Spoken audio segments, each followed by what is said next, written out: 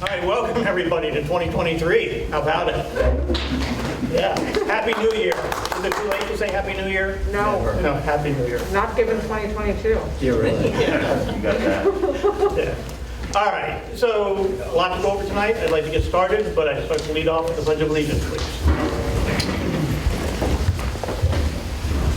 I pledge allegiance to the flag of the United States of America and to the republic for which it stands, one nation, under God, indivisible, with liberty and justice for all.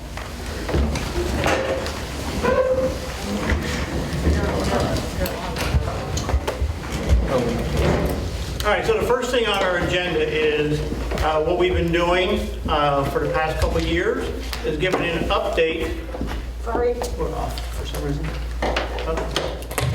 We're on plug. Okay, hold on. Everybody on? Just us. It's just us. They checked before.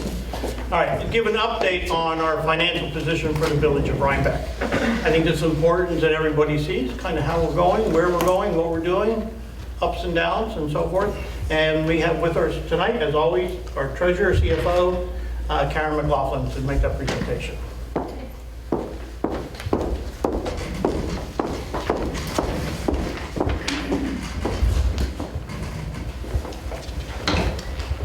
Thank you, Mayor. Happy New Year.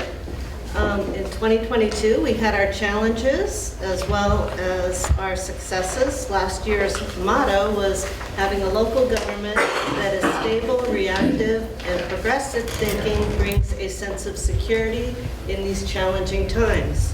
This year, it will be necessary to add adaptability to achieve our objectives. The two definitions that come to mind are the quality of being able to adjust to new conditions and the capacity to be modified for a new use or purpose. As we have reached mid-year 22-23, now is a good time to see how we are doing financially. So if you look, our first chart represents equipment, supplies, and services. The green line is the budget, and the blue line is where we are now at the 6-month period. The general administrative department looks good at this point. The planning, building, and zoning departments are in the process of purchasing and being trained on laserfish for records retention, storage, and retrieval. This project and training were upfront expenses. That's why they look a little higher. The police department is of concern as they have expended 69% of their budget. They have had unforeseen vehicle repair expenses and workers' comp employee payouts. However, they will need to reassess budgeted items and adapt. The fire department is almost halfway, at the halfway point, and looks good at this time. The employee benefits, the very last one you see there, appears more than 50% because the annual retirement payment was made in December and it's not amortized out. As always, it is important to understand that there is still much winter to go in terms of snow removal and street maintenance, and 6 months of expenses for every department to go. Next, we'll take a look at payroll and salaries. There are 26 pay periods in the year. This chart represents 15 pay periods, or 58%. There's 42% remaining for this fiscal year. Remaining in each department: general administrative, 40%, planning, building, and zoning, 46%, police court, 30%, highway, 52%, and water and sewer, 51%. General administrative departments are slightly under the percentage necessary to stay within the budget. Planning, building, and zoning look good at this point. The police and court are together, however, the shortfall is from the police department. The decision to sponsor a candidate through the police academy was after this budget was already set. Also, as I mentioned, there are a few officers out on workers' comp being paid, while the village has to cover those shifts in addition to paying them. So to stay within their budget, they will need to assess the rest of this fiscal year and adapt. The rest of the departments are very close, which means until May 31st of 2023, scheduled shifts and overtime must be closely monitored and kept to a minimum. So revenue, we'll take a look at revenue. This chart shows revenue received at the 6-month mark. Village taxes always look good as we receive them in June, and we were made whole in April by the county. Last year was quite good for mortgage tax. We increased the budget, and this year is not looking as lucrative. This is out of our control other than analyzing trends and making the best estimates. The fire contract, as you can see, doesn't have anything paid on it. That fire contract is with the town of Rhinebeck for fire protection, and that's paid in February in one lump sum. So unlike last year, the court has been busy since COVID restrictions have been lifted, and the revenue is up in court this year. Planning, building, and zoning fees are up as building, the village remains very active. Other revenues, our last column there.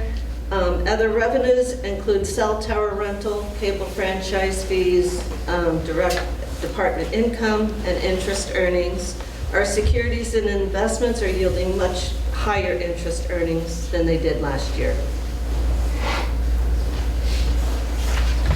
So these two, the water and the sewer funds, so they say every picture tells a story. Well, this is usually true, except for the water sewer story at this 6-month mark. Our meter reading system and program dated back to 1995 was obsolete and not supported. We were notified that we needed to update the meter reader software. It was determined that since we were going to update the meter reader, that we would update the utility billing software as well. This upgrade will combine quarterly staggered billings to the same quarter and match up usage periods with sewer charges. These changes will get all monthly billing and quarterly billing on the same schedule. We'll offer online auto pay, email billing, saving the village taxpayers paper, postage, and processing. The first combined quarterly billing is not included in these charts, so I'm confident that we will catch up by the end of the fiscal year as of May 31st. Looking at all the funds, the above chart shows the gray line is for expenditures, the orange line is for the gray line is revenue, the orange line is expenditures, and the blue line is the budget. As I mentioned, this is not a clear gauge of the revenue trend. Revenue is lagging until that first quarter bill is complete in both the sewer and the water funds. The general fund includes the purchase of a new highway dump truck, pickup truck, a new lawnmower, and paving and cozying Huntington Roads and Rockefeller Lane. Reimbursement for paving from New York State CHIPS will be forthcoming. The next big project will be a new water line and paving on Center Street at a cost of $670,000, shared by the Water Department, CHIPS funding, and the use of our remaining ARPA funds. We received grants for fire rescue equipment, sidewalk handicap ramps, trees, comprehensive planning, and the compost facility, which we are still waiting approval on, and capital improvements to the water plant. So this is an analysis of the village's fund balance. So we start with the fund balance, the 21-22 fund balance. We less the assigned fund balance, which is our capital reserve, and then less 25% of our investments, just making the assumption that we'll hold on to 25% of our investments. The assigned unappropriated fund balance, that $234,017, that is our ARPA funds that we know that we will be spending, so we pull that out of the calculation as well. That gives us the unassigned fund balance. We add in our year-to-date revenue, deduct our expenditures, and we come up with our fund balance as of 12/31/22.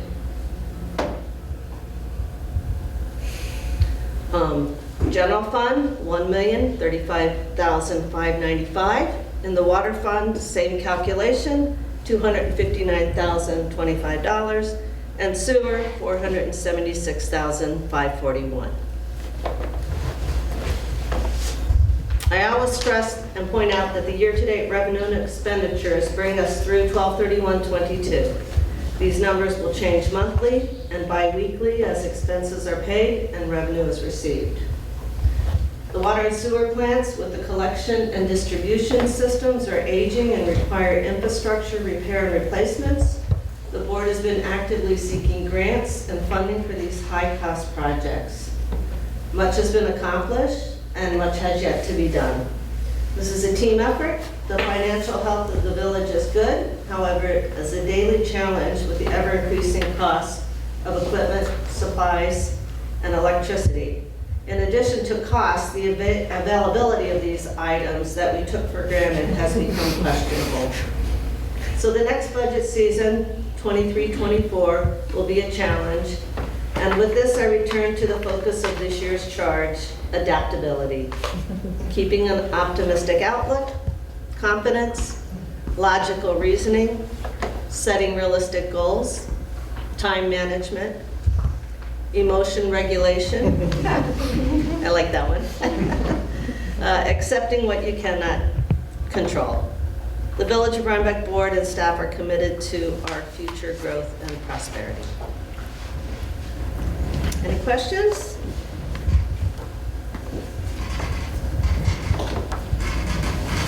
Thank you, Karen. You're welcome.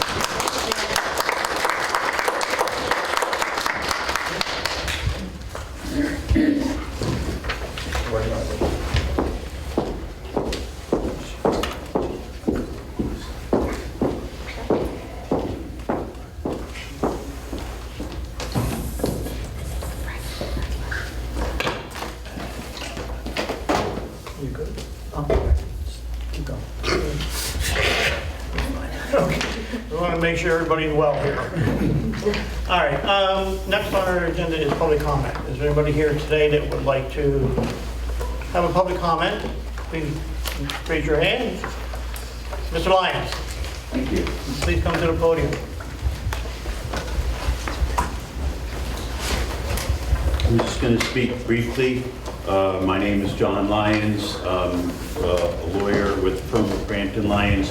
I represent the folks that live in the area around the Bulkley School and who have concerns about the rezoning and the redevelopment project that's proposed there.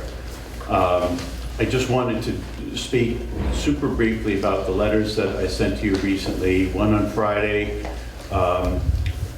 just urging you to bear in mind that the quality of your environmental review is going to be based on the quality of the information that you get. So making sure that the information that's being given to you by the applicant is accurate and complete is a critical part of making sure that the judgments that you make are good ones and well-informed and based on the right information. And Nan Stolzenberg, who's our planning consultant, had noticed some things that were in the applicant's documents that she thought were inaccurate or not complete, and I provided Nan's letter to you again, but I would just ask you to bear those in mind going forward on that.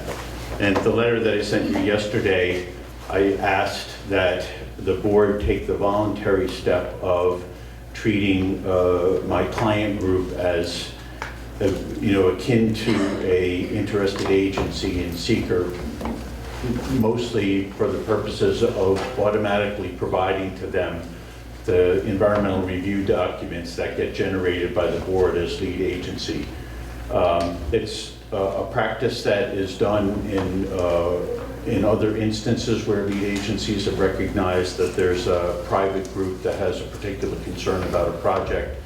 It saves the citizens from having to make repeated freedom of information requests for the documents, and it also saves the lead agency from having to field those requests and process them. So if you would kindly consider that request, we would appreciate it.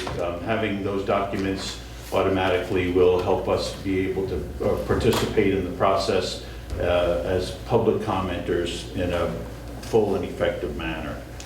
The last thing I wanted to say is that I wanted to make sure that you remember that the full range of potential adverse environmental impacts from the project has to be considered in making your determination of significance. There was a paragraph in the resolution that you passed circulating for lead agency that focused on 5 factors, and that's okay, but for seeker, the seeker regulations actually provide a description of the scope of factors that you have to consider, and it's very wide and much, much wider than the factors that were there. So I just wanted to make sure that's on your radar screen, and also to remind you that the benefits of the project are not considered as part of the seeker review.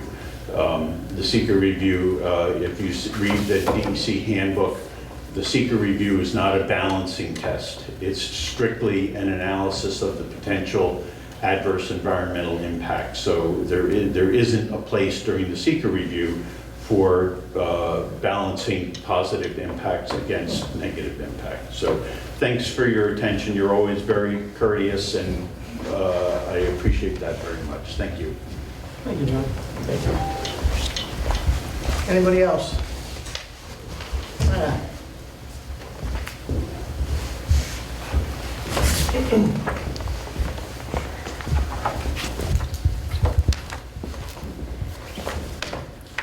Nine Lynch, 1 West Court.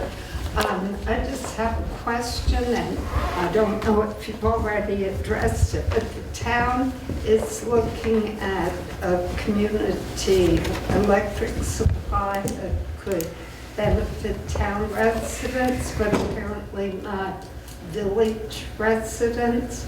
Are you addressing that same issue for village residents? Yeah, so Nina, thank you for the question. I think you're talking about the CCA, or Community Choice Aggregation. And basically this is a set of laws that enables a municipality to be the one to negotiate and broker the costs of electricity and to determine the source of the electricity. So a lot of municipalities in New York State are using it as a way to source clean energy, which is very exciting. Once you pass those laws and go through a public communications process, then it's up to the individual household to opt out. So it's an opt-out thing. The town is pursuing this. In the village, we are not part of that. I know.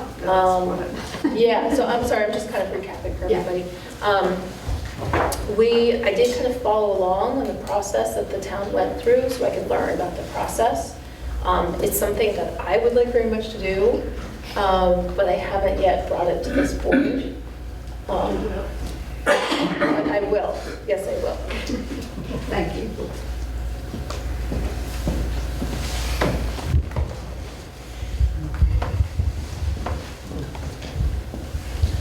Anybody else? All right, thank you. All right, so as always, things happen from month to month that we need to act on. And so I'd like to read into the record some of the things that we acted on since the last meeting. As you all know, we've been actively looking to add additional resource and staffing at our wastewater treatment plant. So we actually were able to, thanks to the hiring committee, hire Will Caruso in the wastewater department at $20 an hour. So we're grateful to now have a full staff down at our wastewater treatment plant with Will joining us. We also had a paving project this year, and the paving project included many of our streets, but one of the streets fell out as a result of the paving company not being able to actually complete the job there or even start it, and that was on Manor Road. So we had a revised bid come back in on that project. Originally was for $174,000 to include Coizine, Manor, part of Huntington, and Rockefeller. Eliminating Manor from that reduced that bid to $108,000, which is what they have billed us for that project. So it went from $174,000 to $108,000. We also requested and received a sealed bid for one of our department fire trucks that we wanted to get rid of. We actually sold it to John Hardiman for $2,929. Interesting amount, but John got the truck. We also had an emergency tree removal on Star Drive, with Trustee Lewitt handled, and the work was completed by Dave's Tree Service. It was on our property and Leaning over somebody's house. right. And most excitingly, at least to me, because we've been actively working on this for a long time, we actually purchased a brine sprayer application apparatus that goes onto a trailer. Dave's Tree Service has purchased a new one. So as a result, they were going to put this one out on the open market. We wanted to jump on that if it was acceptable to be able to move forward, to be able to, for us to do brining and have our own brining machine to do that. It's five years old, was it? 5 years old. It was purchased for $8,000. We bought it for the price of $2,000, right? And it has a long life ahead of it. It's in great condition. So the board approved to purchase the brine spraying apparatus, which actually comes with some other neat attachments that we didn't even know, a sprayer to do sidewalks and et cetera, which is going to be beneficial to us. So I'm excited about that, and so we approved the purchase of that brine sprayer. Brine from the town. All right, so yes, part of that means we need to now get brine. We purchased the brine, but now we need the brine. So we're working on an agreement, and we have in writing an agreement from the town, but we need to finalize that agreement. The town has agreed to sell us brine because they now manufacture brine. That's the right term for it. They manufacture brine. One of the conditions, they wouldn't sell it to us if we were using a third party. That way it was important for us to purchase our own brine system to be able to do. They agreed to sell it at 20 cents a gallon. Typically on the open market, it sells for 80 cents a gallon. So this is a great cooperation between the town and the village that we can now use the brine that they produce and get it at a great rate so that we can, given the right conditions, the right storm, apply it. So and Vanessa's working on finalizing that agreement. Right. Any questions? Okay, moving on. Next is our resolution for Locust Hill. And at this time, I'd like to introduce Rick Duvall. Rick is a partner for McCabe & Mack. McCabe & Mack is our attorney. Rich Olson is our attorney representative, but he's in Australia with his grandson that he hasn't seen for 2 years, and he's 2 years old, so he's having a wonderful time. I thought it was important that, Rich Olson be able to do that, so I'm going to turn the floor over to Rick Duvall, partner for McCabe & Mack. Thank you very much, Mayor, and we all wish Rich was here, but he's not, so I'm your pinch hitter for the day. Just don't call me in to pitch for the ninth inning. I'll pinch hit and then I'm good. So in the package that was posted and available is this resolution pertaining to, it's called Locust Hill Resolution. If you've had a chance to read it, the resolution pretty much speaks for itself. It lays out the history that brings us to this, and I've tried to get the right word to characterize what's actually going on in the resolution, and I think it's simply to lay out some earlier discussions and to bring the boards, if the board goes with this proposed resolution, to bring the board's formal process in line with the history that took place over the last several months, and to position the board and the village to go forward in the manner discussed in the resolution. I can give more analysis and discussion about it. I can read the darn thing if you want. Happy to address any questions or comments and issues that the board or anyone may have about what brings us to need the resolution in order to go forward. So I have a written statement. It's not my meeting. I'm just here to here to help. No, it's our meeting. Thank you. This memo addresses a proposed local hill resolution. resolution presented at the Rhinebeck Village Board meeting the evening of January 10, 2023, and notes deficiencies that exist in the factual record, which is described in the whereas clauses, recitals, contained therein. I intersperse supplemental chronological facts as described in email communications with a narrative. First, in an email dated November 4, 2021, an engineer representing Kearney Group emailed Mayor Bassett and described part of the approval process and suggested to the mayor, quote, "The project would also benefit from connecting to the village water and sewer collection systems. We are estimating daily flows from the project to be 17,600 gallons per day. If the village has adequate capacity to serve the project, would it be possible for the town to approve a letter to that effect?" And of course, he meant village. Note, the request of the mayor was decidedly about getting a capacity letter. I'm going to go through this because this affects me intimately, and I was the point person on this. Capacity letter from the village in preparation for, quote, materials for submission to the town, unquote. They needed this for zoning purposes only. The mayor replied to this memo in an email dated November 5, 2021 by CCing the appropriate people, which included me as water wastewater liaison and Trustee Slavey as zoning liaison. On February 24, 2022, I received an email from engineer Andy Learn describing they were gearing up to make a submission to the town for approvals for the project. He stated to me that as part of the submission, we have been asked to provide a letter from the village indicating that capacity is available to provide water and service to the project. The mayor was copied on this email. To that end, I polled my board via email dated February 24 describing I received a request from Andy Learn, and I mentioned the projected capacity of 17,600 gallons a day. But specifically, I mentioned this communication that, quote, he basically wants a letter from us stating that we can handle approximately 17,600 gallons for water and wastewater from both the water and wastewater plants. I also suggested that we use Delaware Engineering for this project because, quote, Delaware is suggesting that we request a substantial hookup fee. I continue that I would like to use Delaware to advise us on what is a reasonable hookup fee. Again, a clear reference to a needed capacity letter communicated to all members of my board. Delaware Engineering specializes solely in water and wastewater treatment facilities. Because of their expertise, the village has been awarded a $3 million grant for needed water plant upgrades. Because they listed us on an intended use plan with the Environmental Facilities Corp., we have been awarded interest-free financing for needed improvements to the waste. This is like getting another grant itself. We are presently under contract with Delaware for engineering on both projects. I won't quote responses to my email to the board in this record, but I did garner approval from 4 board members to proceed with this work. By email dated March 7, I received an email from Bill Bright, one of the partners at Delaware Engineering, outlining procedures and moving forward on this. In this email, he stated there are 2 will serve letters the developer will require, water and sewer. He also stated the will serve letter will explain that a contract between the village and the developer must be signed with all the village requirements. The mayor was copied on this email, certainly expecting that there would be a will serve letter.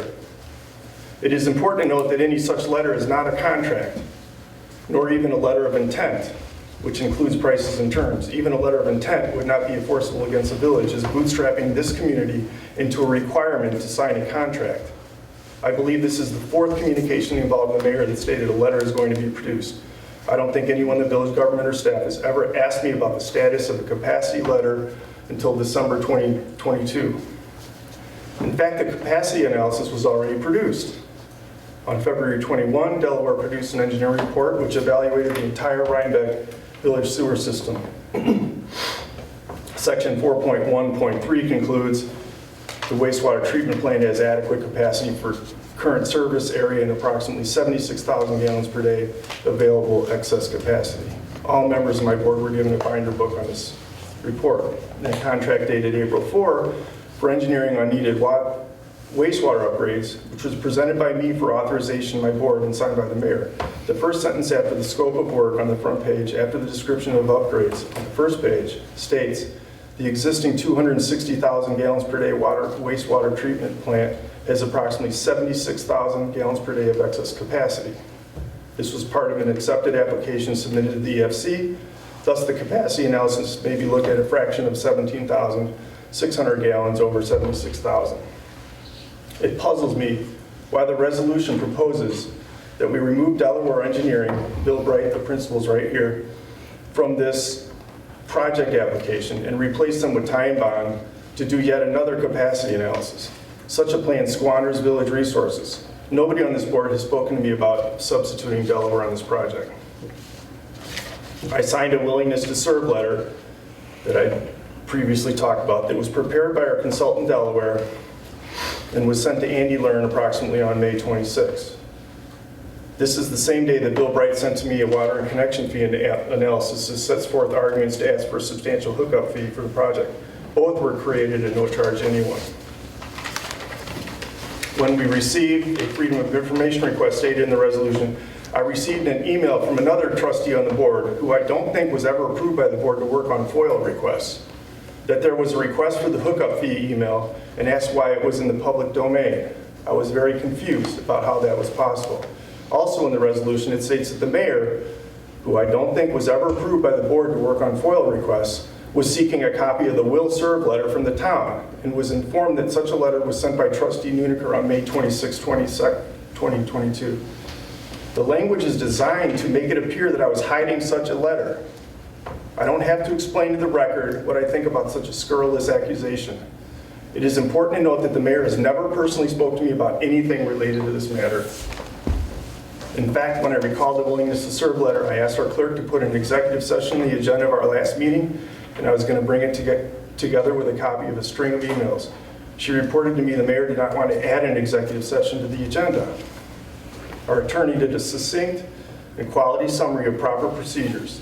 His engagement was not approved by the board for this, involving an application like that of Locust Hill, and why our email approvals were insufficient, etc. Confusingly, it appears to be missing from this resolution. I had heard about this memo from another trustee, and it was produced without my knowledge or input, even though I have been involved in probably 5 large water or wastewater hookups, and I'm liaison to both water and wastewater. I replied to this email and provided after suggesting, I doubt very much that Gary showed you the email stream from early this year where I got approval from the board to move forward with this by stating, quote, I asked for an email vote because of the sensitive nature of asking for a large hookup fee from the applicant, which has yet to be determined, and no one on this board objected to the manner in which I garnered their approval. At the time, I assumed, until yesterday, as a side note, this was after I carefully reviewed executive session law.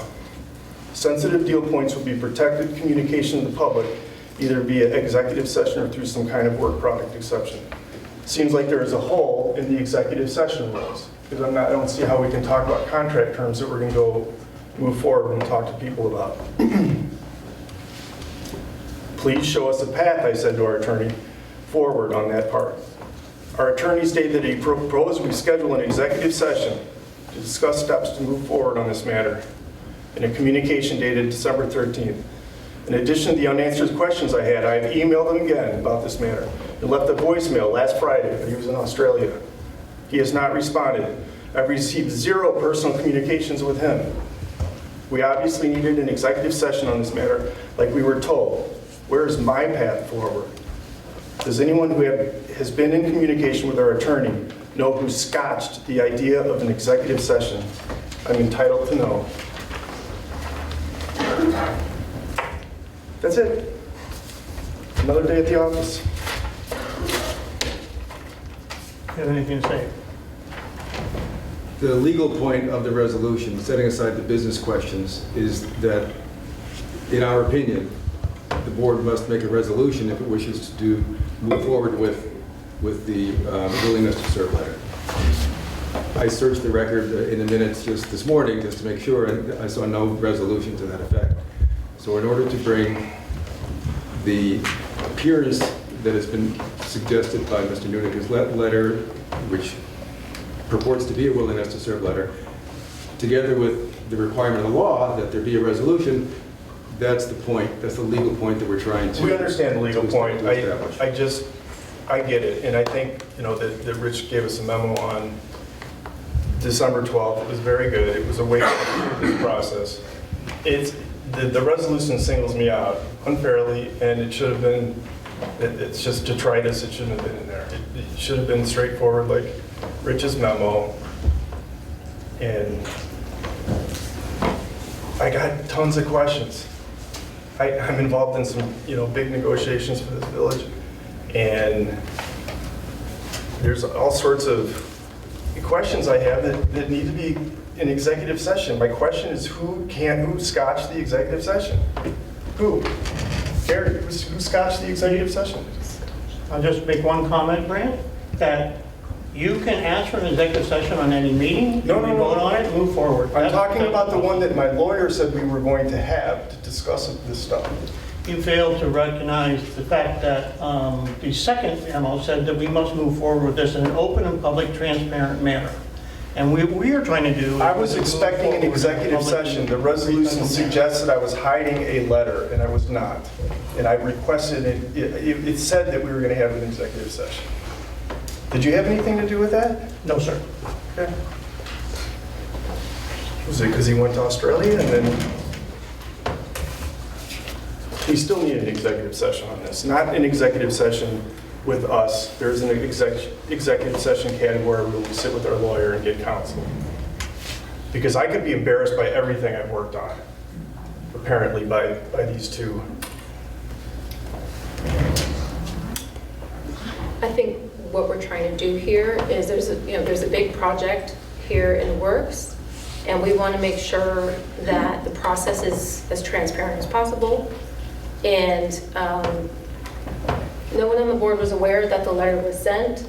We looked into it after we came to our attention through a FOIL request. We didn't even have a copy of it at Village Hall.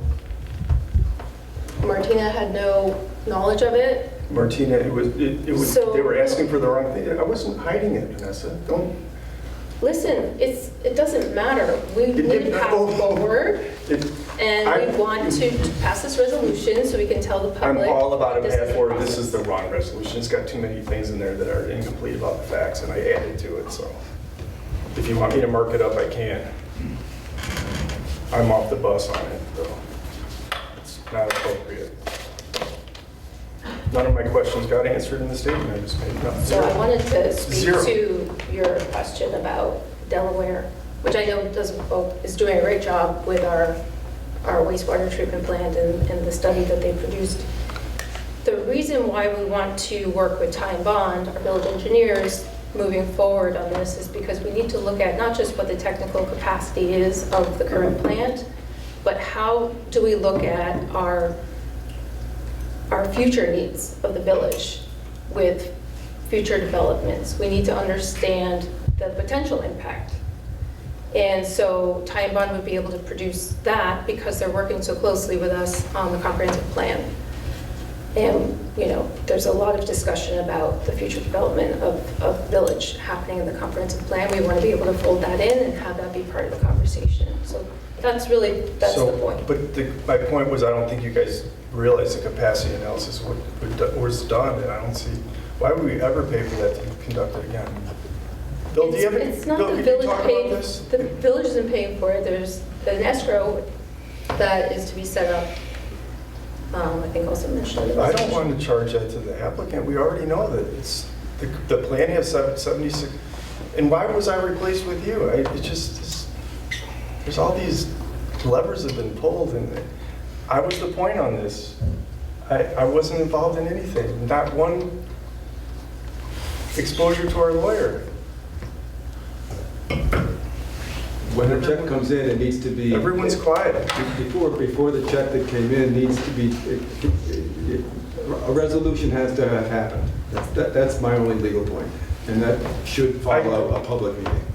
Candidly, I've worked with Rich on 3 of these maybe, and there's some things in there we didn't do before, This is not... We just want to tighten that up. I don't have a problem with that. I have a problem with the way this was produced. And with the mayor scurrying across the street and finding a document, pretending like I didn't... We didn't have a copy of the document in our own village hall. It's a problem. I have some things, I have some things at home, don't we all, that we work on? I don't understand.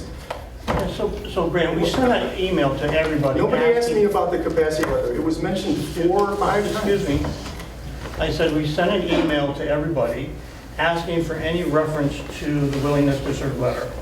The email that I got was from Lydia, and it was the wrong reference. It No, was I to sent the- an email to the whole board asking for the letter. Anybody that has any knowledge of this I letter. would not have known about it until I was I was asked about the wrong letter, and then it took me a few days to figure it out. I went downstairs and I asked Martina to put it on executive session. I've been waiting for a meeting with a lawyer to show everybody everything. I've been discussing the contents with 2 of the trustees about it. I'm not hiding anything. I'll read it right now. When Ash Okay, did come forward. I'll give you the credit, the benefit of the doubt, which I don't think you're entitled to. The resolution suggests that I was like hiding the stupid letter, okay? It's inappropriate to do it that way. And why was I replaced with Vanessa? Because I'm untrustworthy? Why was Bill replaced with Delaware, or with Ty and Bond? So When they've done the capacity analysis twice.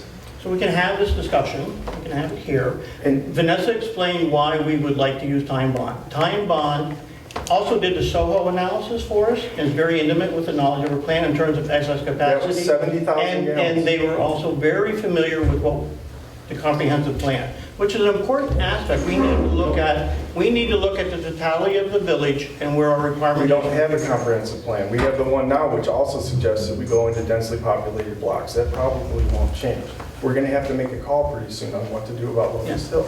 We are a utility company. We are not voting for or against development on Locust Hill. Correct. We're just making a straight evaluation, 17,000 gallons, and it'll probably end up in actual use being more like 12. And Over a 76,000 capacity. We can't wait for the master plan to be amended. in the email from our attorney, he said, in his view, after reading all of the emails that he has had, that has been given, which have all been shared with our attorney, he said there is no clear definition of an excess capacity analysis being done, and that it's therefore recommended that we do that as part of the criteria before we move forward. I'm not sure what you think that is going to look like. The recommendation from our attorney says we need to do an excess capacity analysis, because all of the information that you received, even from our good engineers, that excess capacity analysis wasn't done in totality looking at the village, right? In terms of that requirement. In regards to... This is a circular discussion because we won't have a master plan, nor will we have expansion plans for blocks or anything like that. In regard to Vanessa has been very close and working very closely on affordable housing. She brought in experts to talk to us about it. It's understandable why we would put somebody that is really close to it. We can still consult with the technical experts. Any board member can be assigned any assignment at any time. Well, she needs to Vanessa is more than capable, given her work knowledge and her actions that she's been taking, to help lead this project in a very transparent way that we need to do for the public. She's more transparent than me, even though we were all non-transparent. I just went through a detailed discussion of that. It doesn't look that way, Gary. I have a lot of knowledge about it. I'm stating facts, Brant, that's all. I'd like to make a motion that we accept this resolution. That we what? Second. Accept this resolution. Any discussion? As it sits, with the singling Any out a trustee. It discussion by the board? wasn't included in discussions. You second, right? Is there anybody, I'm sorry, what? I You second it. second, right? It was second by Lydia, yes. Is there anybody in the public that has a concern about this and wants to make a comment? Our lawyer asked if there was anybody. Okay. Motion, Roger. Go to the podium.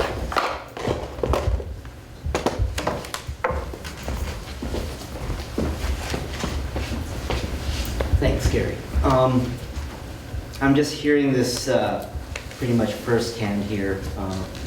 Brant went through his letter. I guess what I'm hearing is Brant's calling out the process through which this resolution was brought, that you crafted a resolution. I don't know who the sponsor is. Does anyone want to volunteer that? Why didn't you approach Brant to discuss the Ever. resolution? Vanessa, did you want to talk about your With any of discussion? this, ever, anything. I did have a call with you. Yeah, and you hung up on me. Yeah, because we have a hard time communicating, Grant. That's Okay. really the crux of this issue, is that there's a communication breakdown, and Okay. you weren't keeping us So informed. you were along the way. reprimanding a trustee, and you took an oath of office, and you feel like that's your role as a trustee? My role as a trustee, and what I think is represented in this resolution, is a statement of the facts of what transpired, so that the public can see what actually happened. Now we need to move forward and just... So you don't think I improved the actual situation when I laid out in detail how you were all unalloyed, like involved with me on that, on the approval process, which wasn't There were- proper, it was via email. There were pieces of our emails where we said, but wait, we need to talk And- more about what excess capacity means, and we need to do more analysis. We need to understand what we're talking about here. So it's not like every single email exchange ended up with all of us saying, yeah, go for it, Brandon. That's a separate issue, I didn't even address that. The issue of someday we may expand the wastewater system into the village for various and sundry reasons. The timing is not going to be appropriate. We're going to have to make a judgment call. Yeah, I think you're right. We But will. that's not going to be answered We by, need some more information. we can't ask our consultants what the business decisions are. They're not going to be It's helpful going to with be a that. conversation, I'm sure. That's an unnecessary expenditure. Do you have more?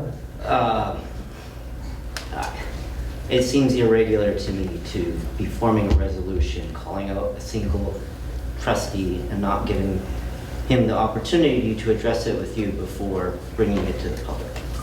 It just seems irregular to me. And so I think Brant made a number of points in his note, and I guess, I don't know if there's any dispute of those points, as they're factually correct or not.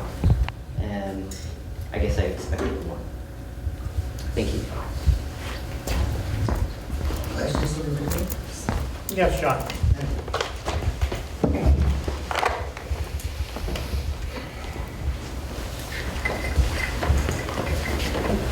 John, 253 Rhinebeck Place. When I read the resolution before the meeting, it did strike me, and it certainly has been reinforced with the discussion here tonight, that the board was displeased in some capacity with one of its board members. And that has surfaced even more thoroughly this evening in the conversation. The executive session privilege is what should have been used, exercised for this type of conversation. This conversation and the way it has evolved, in my view, and my experience on different boards, should have been taking place not in front of the public, but in executive session. I know we have a couple of different attorneys here, and the executive session privilege does extend to matters of even potential discipline, which is what I'm hearing. Indeed, thanks. Disappointed that this conversation took place in the public when it really rightfully should have taken place in executive session. Thank you.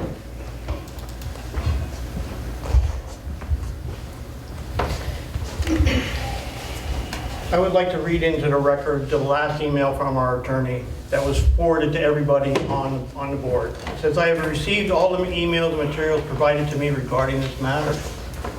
The only way for this board to move forward is to start over and advance this in a public forum. The board will have to acknowledge that the May 26th letter was issued based on an internal review and discussion and should not have been issued without a formal board resolution. And if an agreement, resolve that the board will undertake a review of the request for services. Then you will either acknowledge receipt of the report from Delaware Engineering or refer this matter to your village engineer to determine whether excess capacity exists. You have apparently received a deposit from the developer, so you will need to establish an escrow account and undertake the review of that request. While these actions have already been completed, they need to be done in a public forum with resolutions documenting board approval of each action. One issue that the board needs to grapple with is the engineering report. As I read, the Delaware report doesn't seem to state that there is excess capacity, but is more of an engineering solution on how not to impact the existing capacity. Whether you choose to accept the report or have this matter referred to the village engineer is the issue of whether the village systems have excess capacity and must finally be determined by this board before it can authorize any outside sale of village services to the development. Richard Olson, to the board. Do you know what that Yeah. hair splitting means, Bill? Excess capacity is a scientific term. It's based on what your permit is versus what your peak influent monthly average is. You average, your monthly average DEC expects 3 years worth of data. You take 3 years worth of data, you see what your flows are, you subtract that from your permit, that's your excess capacity, minus up to 90%, because you're not allowed to discharge flow greater than 90% of your permit without a plan for either expanding the plant or reducing the flow. It's scientific. There's no, it's pretty cut and dry what excess capacity is in the DEC engineering world. Right, me and you. And that's what was in your report, right? And that's what was in Lydia, our would you report. like to comment on what you're hearing at the comprehensive plan? Sure, I'm happy to do that. Yes, I fully appreciate the math behind that. The issue that we're dealing with at the comprehensive plan level is the village is required to save village assets for village properties. And we're allowed to sell to outside the village if we have the wherewithal to do that, and the village will not need that capacity in sort of the near term. And the Comprehensive Plan Committee is thinking a lot about housing and development and how we can potentially extend the sewer system throughout the village and start pulling people off of septic systems. And so obviously that is a whole conversation about using the current excess capacity in the sewer system for the village residents, village businesses, et cetera, village properties. So the dance that we need to have a conversation about, and that we need to have a conversation about in public, is, where we are with the capacity in the wastewater plant and what we want to do with it. Do we want to save it for, eventual village development? Do we want to figure out a way to sell some of it now and bank some of that money and plan for future expansion of the wastewater plant if we need to do that for the village? So it's not quite as cut and dry as the math would predict. Yes, we currently have excess capacity in the wastewater plant. How we want to use that excess capacity, however, is the conversation that I think we very much need to have in a public forum. So, and the fact that the comprehensive plan is actively thinking about this is the big question at the moment.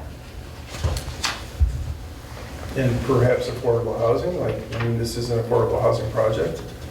Yeah, sort of anyway, however we want to use it. As a business matter, I don't think those issues are going to be resolved for a year and a half or so. Well, then we'll have that conversation, and we need to have that conversation in public.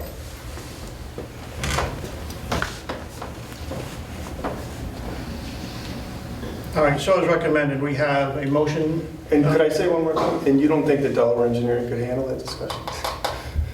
Well, I think Delaware Engineering has done a great job of telling us that we have 76,000 excess gallons or whatever it is in our wastewater treatment plant. Delaware Engineering has not been part of the overall conversation about the future of the village and with all of the other village needs. They've been fantastic with the water and the wastewater plants and getting them all of those plans and everything that we're working on that we're going to hear about later tonight. But Ty and Bond has been intimately involved with sort of everything else that's going on in the village. This is not a ding against Delaware Engineering. This is more just, we have multiple professionals who work for us, and Ty and Bond is more qualified to help us think through where we are with the future needs of the village. Well, we're available to help you however you need us to help you. I know that. Fully agree. And the fact that we're already working for you, we're very busy, we're fine. 100% respect that, but you understand our perspective in terms of I understand that it's, that you have to decide how you want to spend your capacity. Correct. Thank you. So we have to redo the capacity calculation? I'm sorry, Roger, what? That's what it said. I'm sure that Ty and Bond can take the information that Delaware Engineering has already provided to us and then engage in the next step of that conversation, which is how do we want to use that capacity? I think the resolution suggests that Ty and Bond should do a capacity analysis, not take information that's already available. Yeah, Roger, if you're going to speak, let's make sure everybody can hear. Fair enough. I read the resolution, and I guess I interpreted one of the statements that Ty and Bond would be commissioned to do the capacity analysis. Capacity analysis that's already been done, not to necessarily take available information. So is it the resolution here is to pay Ty and Bond to do more analysis that's already been paid for? I'm not sure I understand. Brandy, I help me out here. I don't The understand the resolution. question. Sure.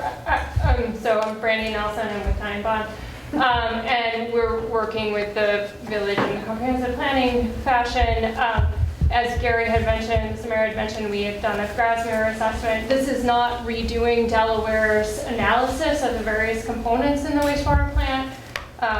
They are immediately qualified, and we would be building off of their work to assess what the larger planning perspective is for underdeveloped parcels in the village, how much excess capacity should be assigned and available to them so that the board can make a decision around whether or not they want to provide capacity to someone outside the village boundaries. But the resolution relates to Rockledge, the 80-unit development, right? And they've already requested a certain amount of That's capacity. the impetus for the assessment, yes.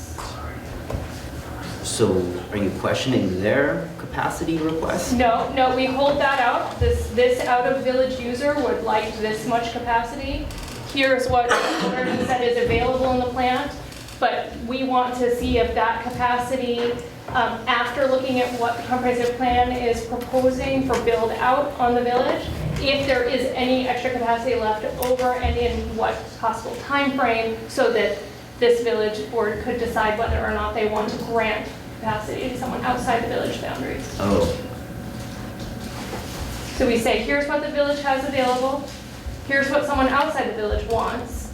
The village might have use for, we don't know what the number is yet, but X gallons. So when we do the math between what's available and what the village wants for their own growth, do they still have enough to serve the outside user? I see. So over some time period, you're going to figure out how to use the 76,000 and Rockledge might be cut. It's a possibility, or it could require plant improvements. Grant knows that the same thing happened with the gardens many years ago. So, but it's an assessment of build out in the village and whether or not the village's growth should take precedent over growth that's outside the village. So does the resolution really reflect the addressing the capacity assignments? I don't know, I'm not the attorney, I'm sorry. Thank you. Elmer?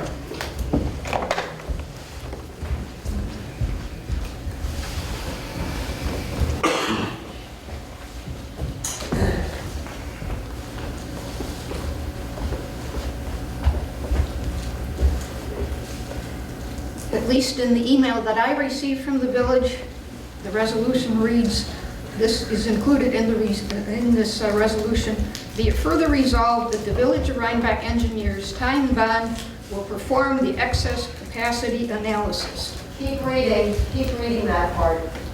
Right, but I'm just saying, that's what it's saying, it's going to be doing that. So do we want to pass a As resolution? well as the long-term needs involved Excuse in the me. village of Rhinebeck. Excuse me, I'm up at the microphone. I'm saying that as part of this resolution, they are being paid to conduct this extra. Correct. Okay, so they're being paid to conduct this analysis that you've admitted has already It been gets done. charged to the developer as part of their escrow that by law we need to motion and move forward on. I'm just saying that they're going to be paid, Ty and Bond is going to be paid to perform an excess capacity analysis. That's what this says. I'm not claiming that, I'm just saying that's what it says, at least in the resolution that I got. Carol, did you wanted to comment? No, I just think we need to hear the whole part. Be it further resolved that the Village of Rhinebeck engineers time bond will perform the excess capacity analysis, given their familiarity with both the water and wastewater plants, as well as the long-term needs and goals of the Village of Rhinebeck. There's no discussion of payment within this, but as the board, I think, has been trying to emphasize, it's the big picture. If it's just a yes or no question on capacity, that really doesn't give us the information that we need. There's more than that, and I think the board is addressing it in this resolution. Rick, do you have any further comment? Not unless there's a question of me. Well, the question is, I really want to have an executive session on these processes at some point in the future. If there's a motion, the board will address it in due course. But That's not a motion, it's just a request. I mean, a motion to move into executive session would be... no, not right now. I just mean sometime in the future, yeah. At an appropriate public meeting, then such a motion gets made. Or a special meeting, however, I don't know yet. However, that's a matter of protocol for the board to do, but there's a process and there's requirements that must be met before you can have an executive session. Once those are concluded to have been met by the board, then that'll happen. Okay, thanks.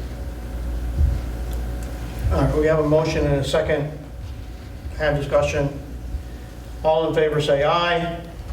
Aye. All opposed? Nay. Motion carried. Thank you.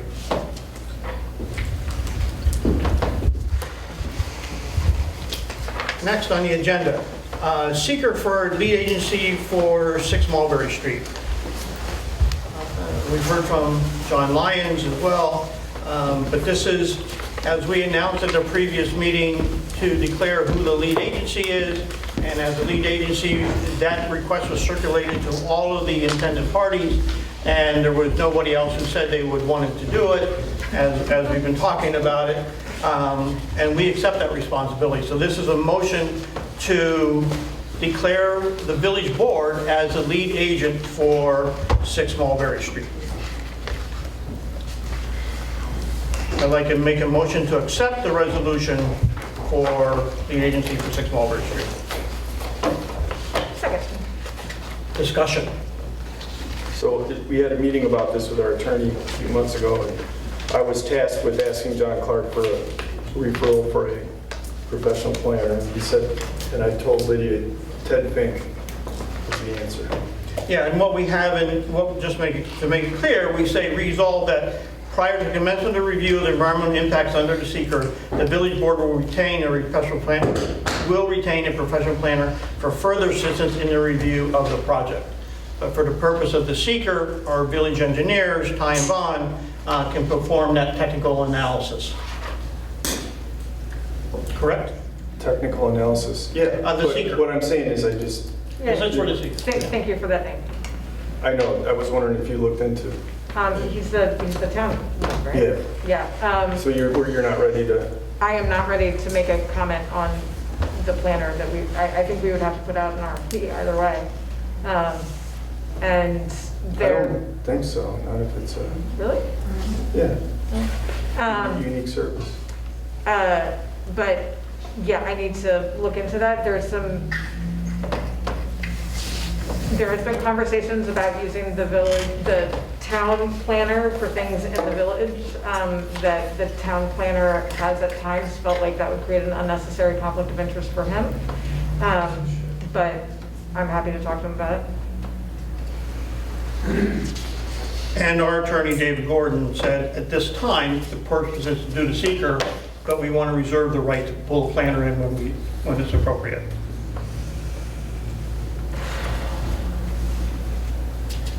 Any other discussion? A motion second, all in favor to accept the resolution declaring the village board lead agency for seeker review of Buckley School proposal, say aye. Aye. So carried. Hudson 7 resolution. I think it was November, we approved and passed the Hudson 7 resolution to have the Hudson 7 adopt a voting right for Dutchess County and approve the payment schedule from Dutchess County and Ulster County. The only modification to this resolution, which must be adopted by all the 7 municipalities, is Ulster County has changed their opinion in terms of they want to be a voting member as well. At first, they said no. They changed their mind. They went to the legislation, got it passed. They are giving $25,000 in over a 3-year period, as is Dutchess County. So as part of that, they want to be a voting member. So that is the only change, where Ulster County wants to be added as a member to the council, and the parties agree that the County of Ulster shall be a voting member. The Ulster County Executive, upon consultation with the Ulster County legislation, shall appoint a member to the council who shall be the county's designated representative with voting privileges. This member should be designed as soon as possible in order to continue the efforts of the council without further delay. I make a motion to adopt the Hudson River Drinking Water Intermunicipal Council Memorandum of Agreement, Amendment Number 1, revised from November 2022. Second. Discussion. This has come up before, and, you know, as noble as the objectives are of the Hudson 7, I just don't think it's appropriate for us to contribute money to 501c3s that have ancillary missions that are, you know, like some of the things we're doing. I've said this, so I'm not going to belabor it because we've had this discussion before And two we or voted, three times. So, and we voted and approved one. So all in favor say aye. I do have a concern that you're the president of the Hudson 7 and you're voting for. I'm going to abstain. Thank you. Thank you. I appreciate it. I would just like to point out that I think it's great that we're spending $2,500 a year for an organization that is specifically focused on protecting our drinking water, for the record. And they're doing it now without paid employees, but I'm finished. Well, sometimes you need paid employees to do things well. All in favor say aye. Aye. All opposed? Nay. Abstained? Motion carried. Spectrum agreement. So we had the proposed Red Hook, town of Red Hook language, and I had a dim memory that our gross revenue language was really good in our antiquated agreement. And so I had the U audit look at our gross revenue language versus the proposed new contract language. And can I read this real quickly? Sure. U Audit Associates was requested by the Village of Rhinebeck to offer a comparative analysis of the village's current cable franchise agreement, specifically the gross revenue section to the proposed language for the Town of Red Hook's cable franchise agreement. The proposed gross revenue language for the Town of Red Hook is extremely restrictive in that the 5% franchise fee will only apply to those categories that subscribers within the Town of Red Hook purchase on a regular recurring monthly basis. If the Town of Red Hook's current agreement contains gross revenue language in the broadest sense, a reduction of franchise fee revenue could be realized in the 25 to 40% range. We don't know what their current gross revenue language is, but if it's like ours, they would lose 25 to 40%. I'm unsure if this proposed language has been agreed to, but I would strongly recommend the Town of Red Hook see an actual illustration of a before and after computation of a recent franchise fee payment using gross revenue language in the expired agreement versus a proposed language. So I didn't ask him to look into the Red Hook stuff like that, but the Village of Rhinebeck does not have the term gross revenue defined, but rather Section 7A states that the grantee cable company shall pay to the municipality a sum of gross revenue, meaning that the Village of Rhinebeck should be receiving 5% fee of every category of service in which customers of the cable company within the Village of Rhinebeck are being charged. It is highly recommended the Village of Rhinebeck undertake an audit of its franchise fees also. So we would lose 25 to 40% of our 67,000 if we signed the Red Hook language, according to him.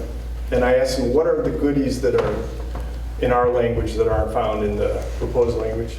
And he said, pay-per-view revenue, shopping channels, advertising, late fees, equipment rental, installation fees, and leased access fees.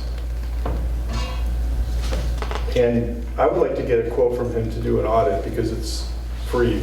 Because if we have very unique language and we're supposed to be getting revenue that we're not getting because it's basic contract administration. He's the only one that would be able to do it. But And Brent, I agree that we need to work out this language. in terms of what gross revenue is, because Alec Camarada got back to me just Friday and said, Who's that? he's the charter representative, he's the one that negotiated the agreement with Red Hook. Okay, thank you. He would like to have been at this meeting today, but he's at the state of the state and had other meetings assigned and couldn't do it. He would like to work on that because he would like to take the time to work on what the definition of what Red Hook has approved for gross revenues and what our old antiquated contract says for gross revenues, and apply that to what it really means in terms of numbers.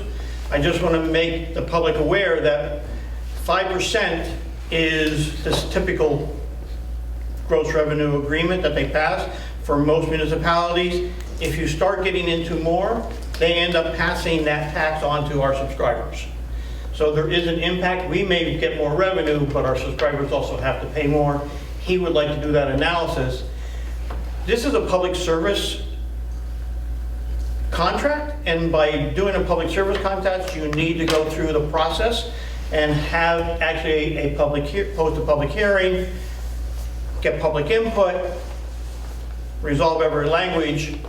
He would like to take the next month to work on refining those numbers and coming back with us with a report in terms of what it really means, the old versus the new.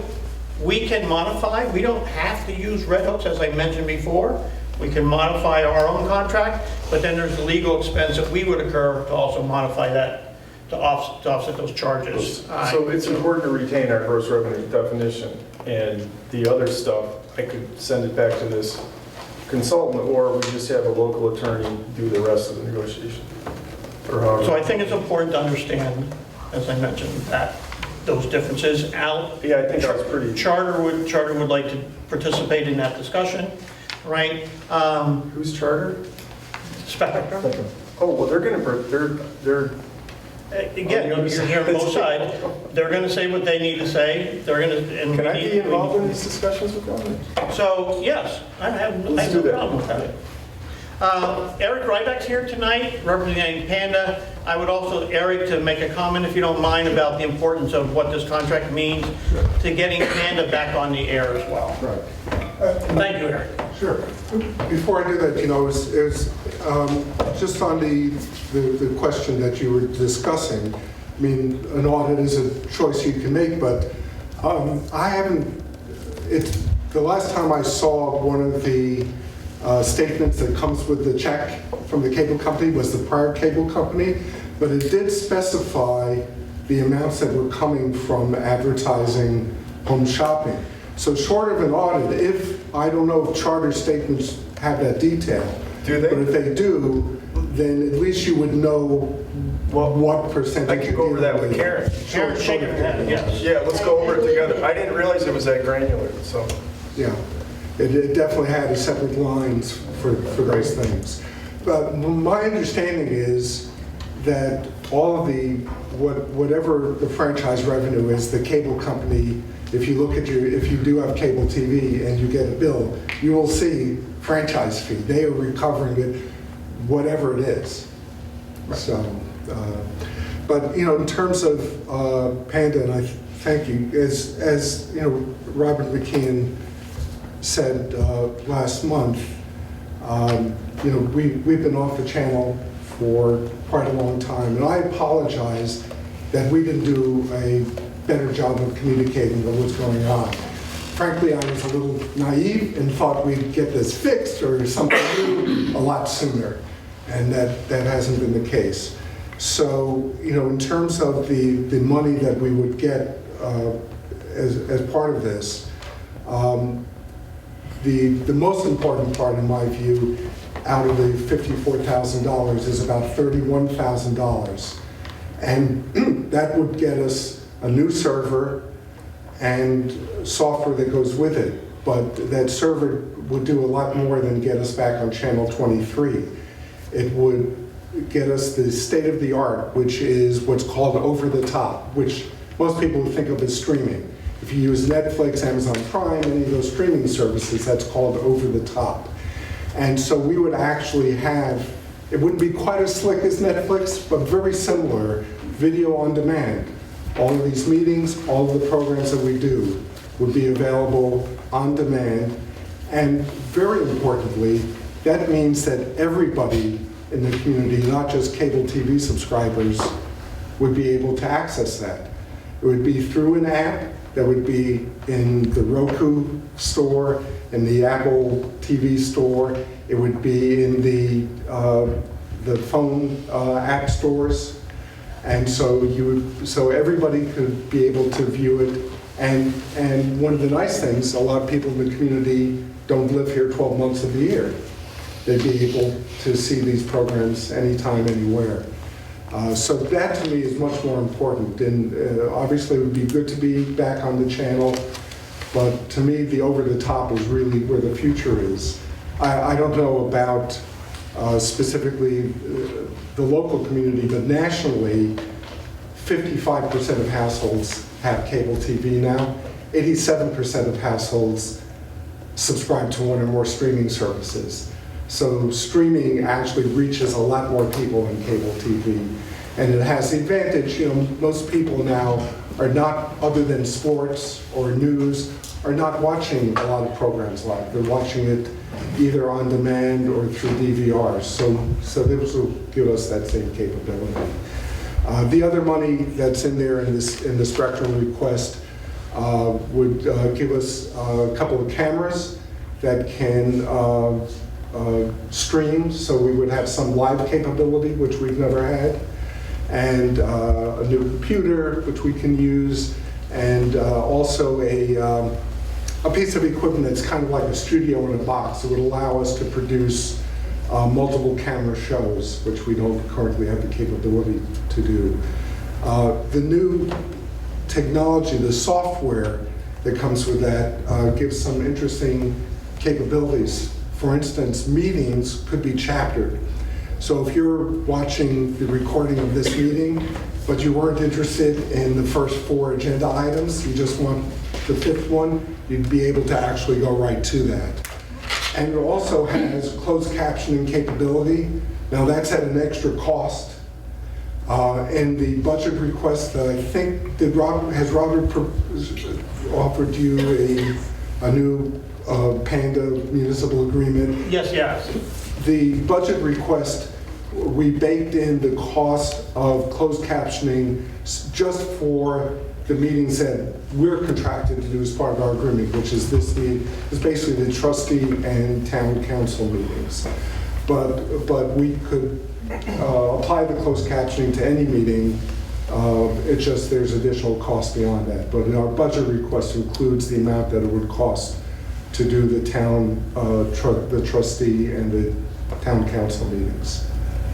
So that's basically it in a nutshell. So it's important that we kind of try to get this done. It is. I mean, the one thing I can say, and again, we just want to provide a service. So I don't like to ask for money, but I do want to suggest that if there were some way for us to get $30,000 advanced to us, assuming that eventually this money would come from Spectrum, we would be able to proceed with that portion of it. And, we do have some reserve now because we did save money during the COVID times when all the meetings were on Zoom and we weren't hiring. But we might be able to contribute $5,000 to $10,000 toward that. But if there was a way to fund that $30,000 in advance, we'd get at least that portion of it sooner. And I'm just throwing that out there as a thought. But short of that, then we have to wait for the agreement. The other piece of this is that, as you might have been aware, we've been, our landlord in Tivoli had been wanting us to move for about 6 years, and we finally moved to the Red Hook Community Center last year, which has worked out well. It's actually saved us a little bit of money. The problem is, and this move happened after our server went down, so it wasn't an immediate concern. But the last time when we were trying to move, Spectrum wanted to charge us a large fee to move the fiber, the special fiber that sends our signal up to them. My understanding is that as part of this new agreement, they would agree to do that. So that without that agreement, without their willingness to move that fiber server or not, we can't get back on the channel. We can do the over-the-top stuff. Just for clarity, so if you are advanced the money from the municipalities, you can get back up and running to some degree, but can't do the streaming yet. Is that what you're saying? Well, actually, what we'd be able to do is the streaming. We can't get back on channel 23, even with a server, unless Spectrum will run that wire to our new location. So the fiber is required to be on channel 23. Yes. But the streaming can be done with existing capacity. That's right. That just requires our internet connection. So we need this new server and the software that goes with it And just to do the streaming. So I wasn't at the last meeting because I was really ill. But all of this is baked into this agreement that the town supervisor McKean has negotiated with Spectrum. Okay. So if we do not participate in this agreement that McKean's negotiated, where does that put us in relation to you, Panda? So our current agreement with Charter just keeps rolling over. Right. Yeah. Right, so if we do not modify the agreement as proposed by the town of Red Hook or whatever, the old one just keeps. Right, this is the one that we were looking at a couple years ago. Which does not include any of the monies associated for supporting Panda.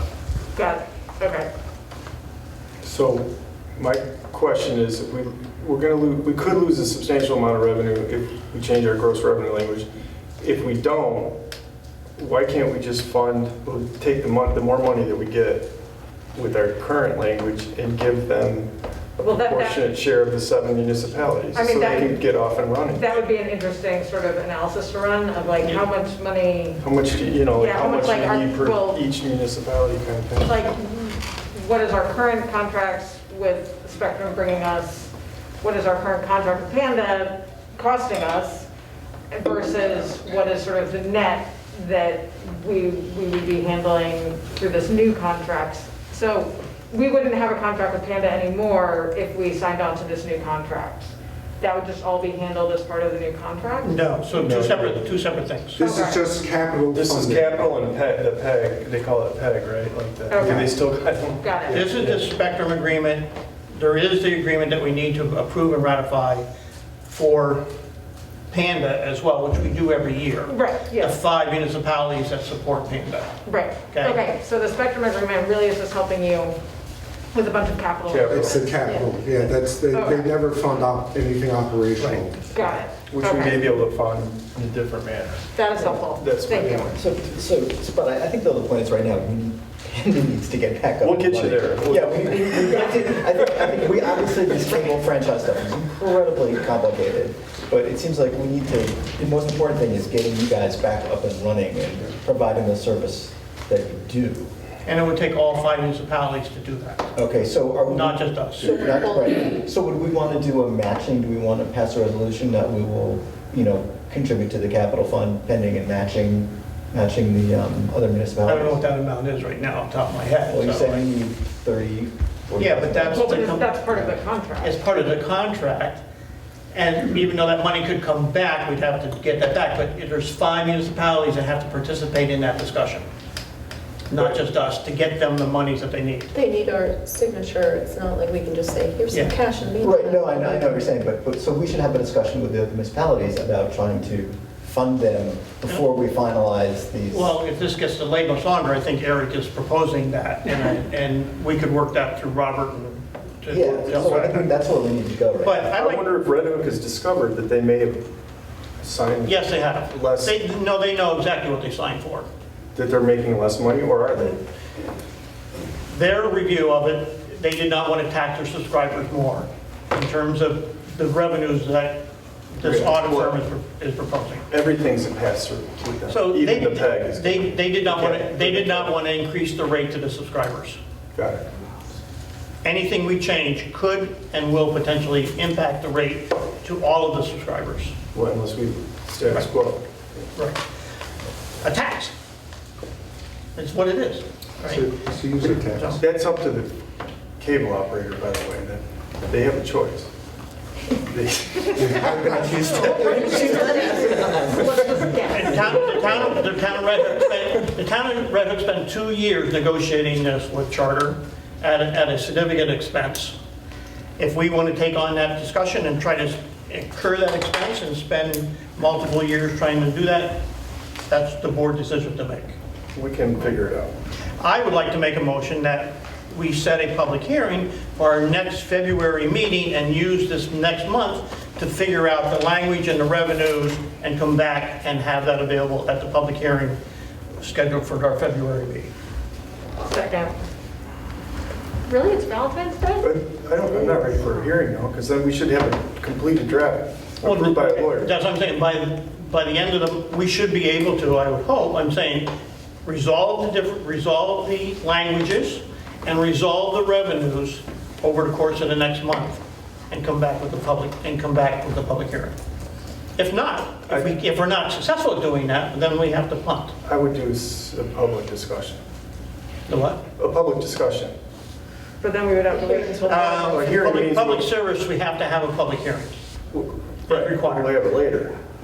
I just don't think we'll be ready. I'm trying to move this along to help. I know, but our lawyer has to look it over here. Well, I think if we have the documentation ready to go, then we can have the public hearing, we can schedule it, we can have the hearing. If we're not ready to go, then we postpone the hearing. So this allows us to enable us to move forward if we're ready. Seems like the right thing to do. I will gladly connect you with Alex and you can have that discussion and work out the language, if you would like. I mean, he's the cable guy. We have. No, I want to talk to him. Okay. Yeah. So I made a motion. Do I have a second? Yes. Second, what second? Yes. What time? Any other discussion? What time is it? What time are you looking at? Public hearing. Our next meeting 6 is o'clock. Our next meeting is February 14th. Yes. Oh, you want to start it on? Valentine's Day. Happy Valentine's Day. Is the cable operator, is he a handsome guy? Haven't met him. Nor do I care. 6 o'clock? 6 o'clock. Yeah, 6 o'clock. All in favor, say aye. Aye. Opposed? So carried. All right. Lydia, the Gordon and Swenson contract renewal. I'm going to punt this one to you. Yep, so our land use zoning board comp plan lawyers, their contract expired a few months ago, and they sent us a new one. I successfully, negotiated down the increase in their fee and got them to agree to extend it to the end of fiscal '24. So it's an 18-month contract at a discounted rate. And I'd like to make a motion to approve it. Second. Discussion? They're great. They're working out really well. Hearing no discussion, call for vote. All in favor, say aye. Aye. So vote can carry. Great. We looked over the treasurer's report, so if we could do that. I am sorry. I totally apologize. That's all right. Skip right over it. So before we move on to the next session, Karen, you should have just thrown something at me. I'm sorry. That's all right, I'll let you finish this. And I'll be quick. The treasurer's report is for the period ending December 31st. The general fund ended the month with $50,840.22. The water ended the month with $76,206.50, and the sewer ended the month with $157,071.14. And I'm pleased that our New York class securities and investments in the general fund earned $5,500 this month, $1,300 this month for water, and $2,024 for sewer. Vouchers presented for payment, including prepaids, in the general fund total $103,953.08. In the water fund, $37,530.65. In the sewer fund, $33,833.92. And for the water treatment plant upgrades, $14,100. The New York the New York State CHIPS project, $108,631.96, which will be reimbursed. And the mid-grant for fire rescue equipment, $15,625. I just have one addition for a bond payment in the amount of $28,166.25. Do you want to make a motion? I'll make a motion to approve the budget as presented. The bills. Vouchers. Okay. Vouchers. Second. Discussion? All in favor, say aye. Aye. Okay, an operating statement is provided with the revenue and expenditures through January 10th. The water and wastewater, there are no billing adjustments this month as we skipped December to do the quarterly billing. The budget 23-24, we are coming into the new budget season. And the department budget meetings, I just put a tentative schedule together of February 21st for highway, police, and court, February 23rd for water and sewer, March 20th, environmental, fire, and general. And then I just wanted to see if the board wanted to do the total budget review at the annual organizational meeting on April 4th, just to save an additional meeting and do it at that time. And then the public hearing could be scheduled for the April 11th meeting. Looks good to me. That's good. Maybe we can, So go I ahead. think we should motion to approve that request for the meeting. Right, I'd like to make a motion to approve that we work on the budget tentative towards our April 4th, and then schedule the public hearing for the 10th as For the 11th. 11th, excuse me. Do I have a second? Second, I'd like to just make a quick comment. Both February 21st and April 4th are planning board meeting days. So, Do you want to? so we can just start early. They start at 7, so we can start earlier. Do you want to start at 5 for those 2 days? are you saying? The 21st, February 21st and April 4th. He goes downstairs. No, not He gives those to me at the beginning of the month, so, Right, the first. right, dependent on the board. So he doesn't solidify them to the beginning of the month. True. They usually meet on the 1st and 3rd, but, you know, we can probably convince them not to meet on probably on one of those, but maybe on The both. 4th is already our scheduled organizational meeting. Great, There is well, no planning board then meeting. they won't do it that. I mean, that we said a year in advance. Right. Lydia. Yep. So they'll have to deal with that. But on the days when there is planning board, yeah, I would like to start earlier, Yeah. so that we can then do that. I don't know, 5 to 7 gives us enough time? That's up to you. Planning board starts at 7. 7, yes. Is enough? All right. So which ones do you want to do them all? The first 3 at 5, and then keep the annual organization and regular meeting at 6? Sure. Very good.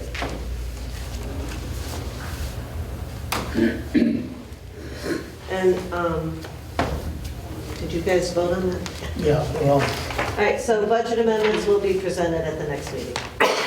And that's all I have. all right, so we made a motion to approve the meeting schedule as they're modified. I think there was a second. Was there a second? Yes. Lydia, all in favor, say aye. Hi. So approved. Very good. All right. Current projects, water plant upgrade.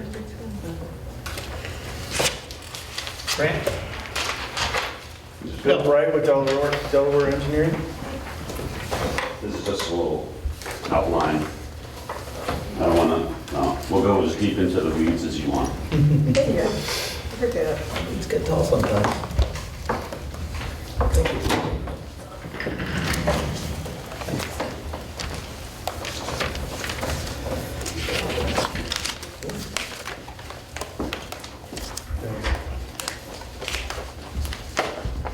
Hi, I'm Bill Bright, I'm with Delaware Engineering. We are your water and wastewater engineers for now. We were hired to come in and work with the village to determine what the condition of the water and the wastewater treatment plants were. That was done under a county grant, a water and wastewater grant. I'll start with the water treatment plant because that's really the one that we're upgrading right now. What we found was your plant was built in 1962, and before your plant was built, you had a series of wells and you had a reservoir up at the top that was untreated, and you had well water. And an application was made to draw from the Hudson back in 61, 62. I went through all of the historical records, and it's very interesting for me. I'm a water guy, so it's interesting to go through all that stuff and to see just how the village made decisions and how it grew and how all the mains were put in and things like that. So in 62, they decided to build a conventional water treatment plant. And what a conventional water treatment plant does, it takes water from surface, which is surface water supply, which is the Hudson River. And the Hudson is considered a forever source, kind of, but the water quality goes up and down, so the flexibility of the treatment plant has to be able to deal with the variations in, the word is turbidity, but there's a lot of other things that come into that mix as far as what it is we're removing from the raw water. So just a quick overview of how the plant was designed. There's an intake about 140 feet out. A main comes into a raw water pump station, which is on the east side of the railroad tracks, right near the sludge lagoon. And there's 3 pumps in that pump station. They're flight pumps. They're in good shape. They're pretty much like new. Each pump pumps about 700 gallons a minute. They're either on or off.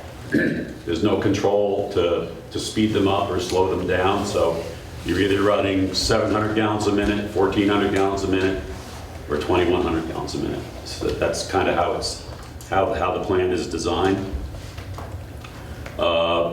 So the flow goes from that pump station up into the water treatment plant and enters a pipe in the basement, and from that pipe the flow is split and goes into 2 what's called flocculators.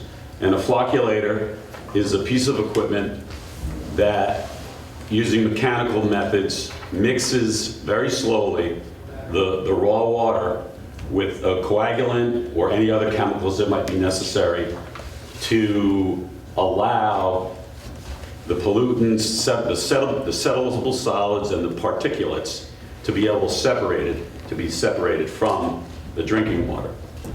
In the original design, the plant had something that's called a rapid mix in the first chamber before the flocculator. That's very important. The rapid mix is where you add the chemical, and the chemical and the water come together, and just like the word says, it's rapidly mixed. So it makes sure that you have a homogeneous solution of water, coagulant, pH adjustment, whatever it is that you're adding. In the mid-90s, there was an upgrade made, and 2 upgrades made. One was to replace the original flocculator with a new mechanical flocculator, and the second was to add a new filtration system, and I'll talk about that as we move forward. The problem was with the flocculator, when they replaced the flocculator, they didn't replace the rapid mix. So there's no way now to, and there hasn't been since the mid-90s, to really make sure that you have a good mixture of the coagulant that you're using and the raw water. So one of the first things that we noticed was we have to fix that. We have to put a rapid mix system in. It's just a standard process in surface water treatment. So we went through 4 or 5 different ways of doing it. The simplest way is called a static mixer. It's a pipe that goes in line. It has a series of baffles in it that increase the velocity of the water as it goes through. And when you inject the chemical before it, it creates velocity through it, and it creates a well-mixed solution. So then that will go into these 2 new flocculators that were put in, well, new, but they're 15, 20 years old.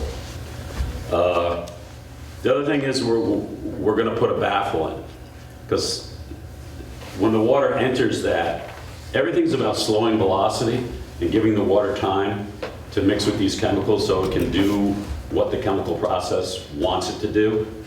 We have a simple system. It's a settling and filtration process. So everything we do is to try to encourage settling. So that means slowing down velocities, providing surface areas so the water, clean water, and the particulates can separate. Because now we're slowing that velocity down, and just like a pond, we want those solids to settle out. So from those two flocculators, the flow goes back outside, and outside you have 2 sedimentation basins. They're probably your biggest pieces of equipment. They're cast in place concrete. There's 2 of them, common wall construction, and that's where. So I'll take a step back. So now we've had the raw water come from the Hudson. We've hit it with we sent it up to the flocculator. We've hit it with the chemical. We've slowed the velocity down. We've created a flock, because as we've mixed this chemical and the water, we've created these like little particles, which what they do is that they work with the charge of the particles in the water, and the chemicals that we add destabilize the charge. So the flocculator forces all these little things to bump into each other, and then they line up with the right charge, and then they form bigger particles. And the bigger the particle, the more dense the particle, the easier it is to settle. Then it flows slowly and by gravity into that settling basin. All of the solids settle down that are going to settle down. Some float, and there's a way to remove the floatable solids off. And the clear water, that's probably about that far from the top. The clear water flows by gravity into one of 2 sand filters. You have 2 conventional sand filters. They're, they're probably 10 by 20, 200 square feet. And there's 2 of those, and they're called rapid rate sand filters.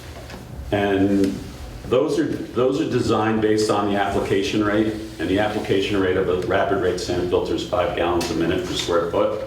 So when the flow comes in, and the slower the better. All right, you don't want your filters to. We wouldn't want to be giving so much flow that we were up near that 5 gallons a minute per square foot. We like to be down in the lower ranges, just because the slower it goes through, the more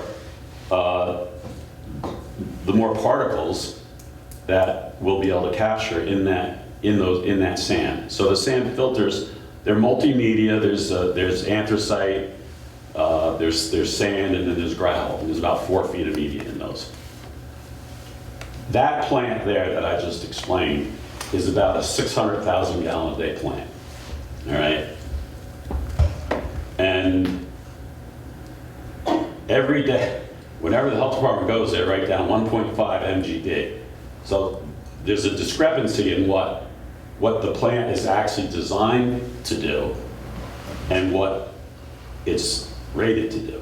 All right, and it's odd because the county health department has it listed at 1.5, but when I did the historical, I foiled all the health department records, and I went through, and I found a letter from Gil Postel, who's, I remember him, but from a long time ago, and 602,000 gallons per day was what the health department finally came up with. And that, we were just talking about excess capacities and things like that, so it's good to know, you know, what the plant is rated for. Then in the 90s, 96 I think it was, a decision was made to upgrade the plant. And the way the upgrade was done, when they built the plant originally, they put in 2 sand filters and 2 flocculators, and then they left that last concrete structure empty. And originally, I thought, it made sense, they were going to put another sand filter in and another flocculator. But the limiting piece of equipment really is the clarifier outside, because that's only designed, that's designed for about 600,000 gallons a day. If you can put more through it, and that's something we'll talk about, because the faster you make water, the less contact time you have in your plant. All right. So when there's emergencies and you've got to run pumps, you got to turn that second pump on. Now you're going from a 2-hour detention or 4-hour detention time in that first tank to maybe a 2.5-hour detention time. And the longer the detention time, the better the water quality. The shorter the detention time, the less the water quality. And right now, the way the plant is designed, there's no real way for the guys to increase and decrease speeds on pumps and motors, which we do now, as a way of increasing and decreasing process control and how we're gonna put water through the plant. So in the mid-90s, a decision was made to put in a package treatment plant. And it's called a Trident sand filtration system. There's hundreds of them all over the country. They work really good. It's a good piece of equipment when it's applied properly. The problem is the unit that we got down there is really made for something with much cleaner raw water. Turbidity is not exceeding 30. All right. So, and the guy, I mean, I had to go through and do all this, reading all the records and stuff. The operators figured it out right away because they tried to use it and it didn't work. So once you try to use it a couple times and it doesn't work, then you don't go back to it. So they don't really count on it anymore. So what we had to come up with is, how are we going to improve the water quality? Because our basic water quality issues, we have all these contaminants that we don't know about, right? PFASs are probably the one that everybody hears about these days. But there's others. And disinfection byproducts are the other one. The palicylic acids and the THMs are the 2 that we test for on a regular basis here. We never really exceed our limit. The limit is 60 for HHA5s and 80 for THMs, but it's an average for the year. We'll have quarters where we're really close, where we're like on the 80 we'll be at 68, and on the 60 we'll be at like 50, 55. And I think that's all because in the summertime we use more water and our velocities through the plant are increased. We send the water through the plant much quicker. The thing that creates a THM and a halocytic acid is the total organic carbon. But it's not even the total organic carbon, it's the dissolved organic carbon. It's that form of carbon that our treatment process has a really hard time removing. One of the ways it can be removed is it can be oxidized. We have a treatment process in place. It's been there for a long time, since I think it's 84, I read the engineering report. And it's an oxidation process to control zebra mussels. So what it does is it pumps potassium permanganate, which is an oxidant, out to the intake, and then the intake draws that back in. And that oxidant, actually, if we were to increase the rate, would do a number of things. It would lower the TOC. It would oxidize any iron or manganese that's actually in the river water sooner. And it makes coagulation work better, usually, as from a process control operating. I come from the operating end. So from potassium permanganate or sodium permanganate, same thing, as an oxidant, really improves coagulation and process control and water quality. So one of our first, it's a simple thing, it's just to upgrade the chemical feed systems and add more chemical, increase the concentration of what we're feeding, right? I did an analysis of 20 years, and we usually, 20-year average is about 0.79 parts per million of potassium permanganate. We can run as high as 8 and be perfectly fine. So somewhere between the 2 and the 8 is where we're going to find a sweet spot to feed potassium permanganate. And I think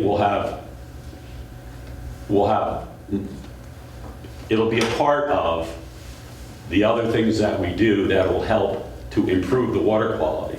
Now, there is equipment replacements and things like that we'll talk about. But so you have these filters, you have these Trident filters on the end of the plant that the guys don't really use unless they have to. And the problem is that the raw water turbidity isn't clean enough for them to operate properly, because the pumping, when they install them, the raw water pumps up into the plant and it splits in the plant. And however you valve it, most of it right now goes to the conventional system. It goes to the flocculators, into the clarifiers, into the filters. But some of it, the raw water, goes directly to the package units.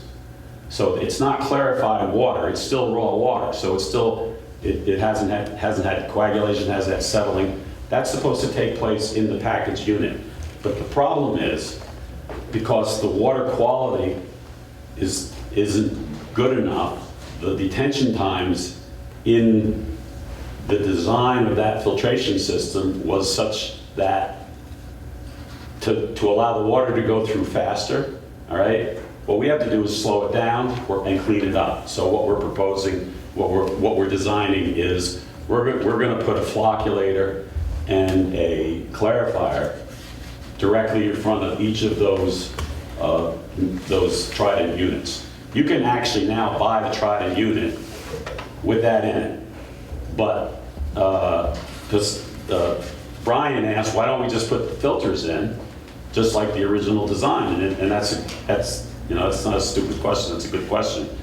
But in order to, then I would have to build a new clarifier outside, and it's just not cost effective when I think we can do it with a piece of equipment that we can fit in the plant and not have to make horrendous concrete changes and pour concrete.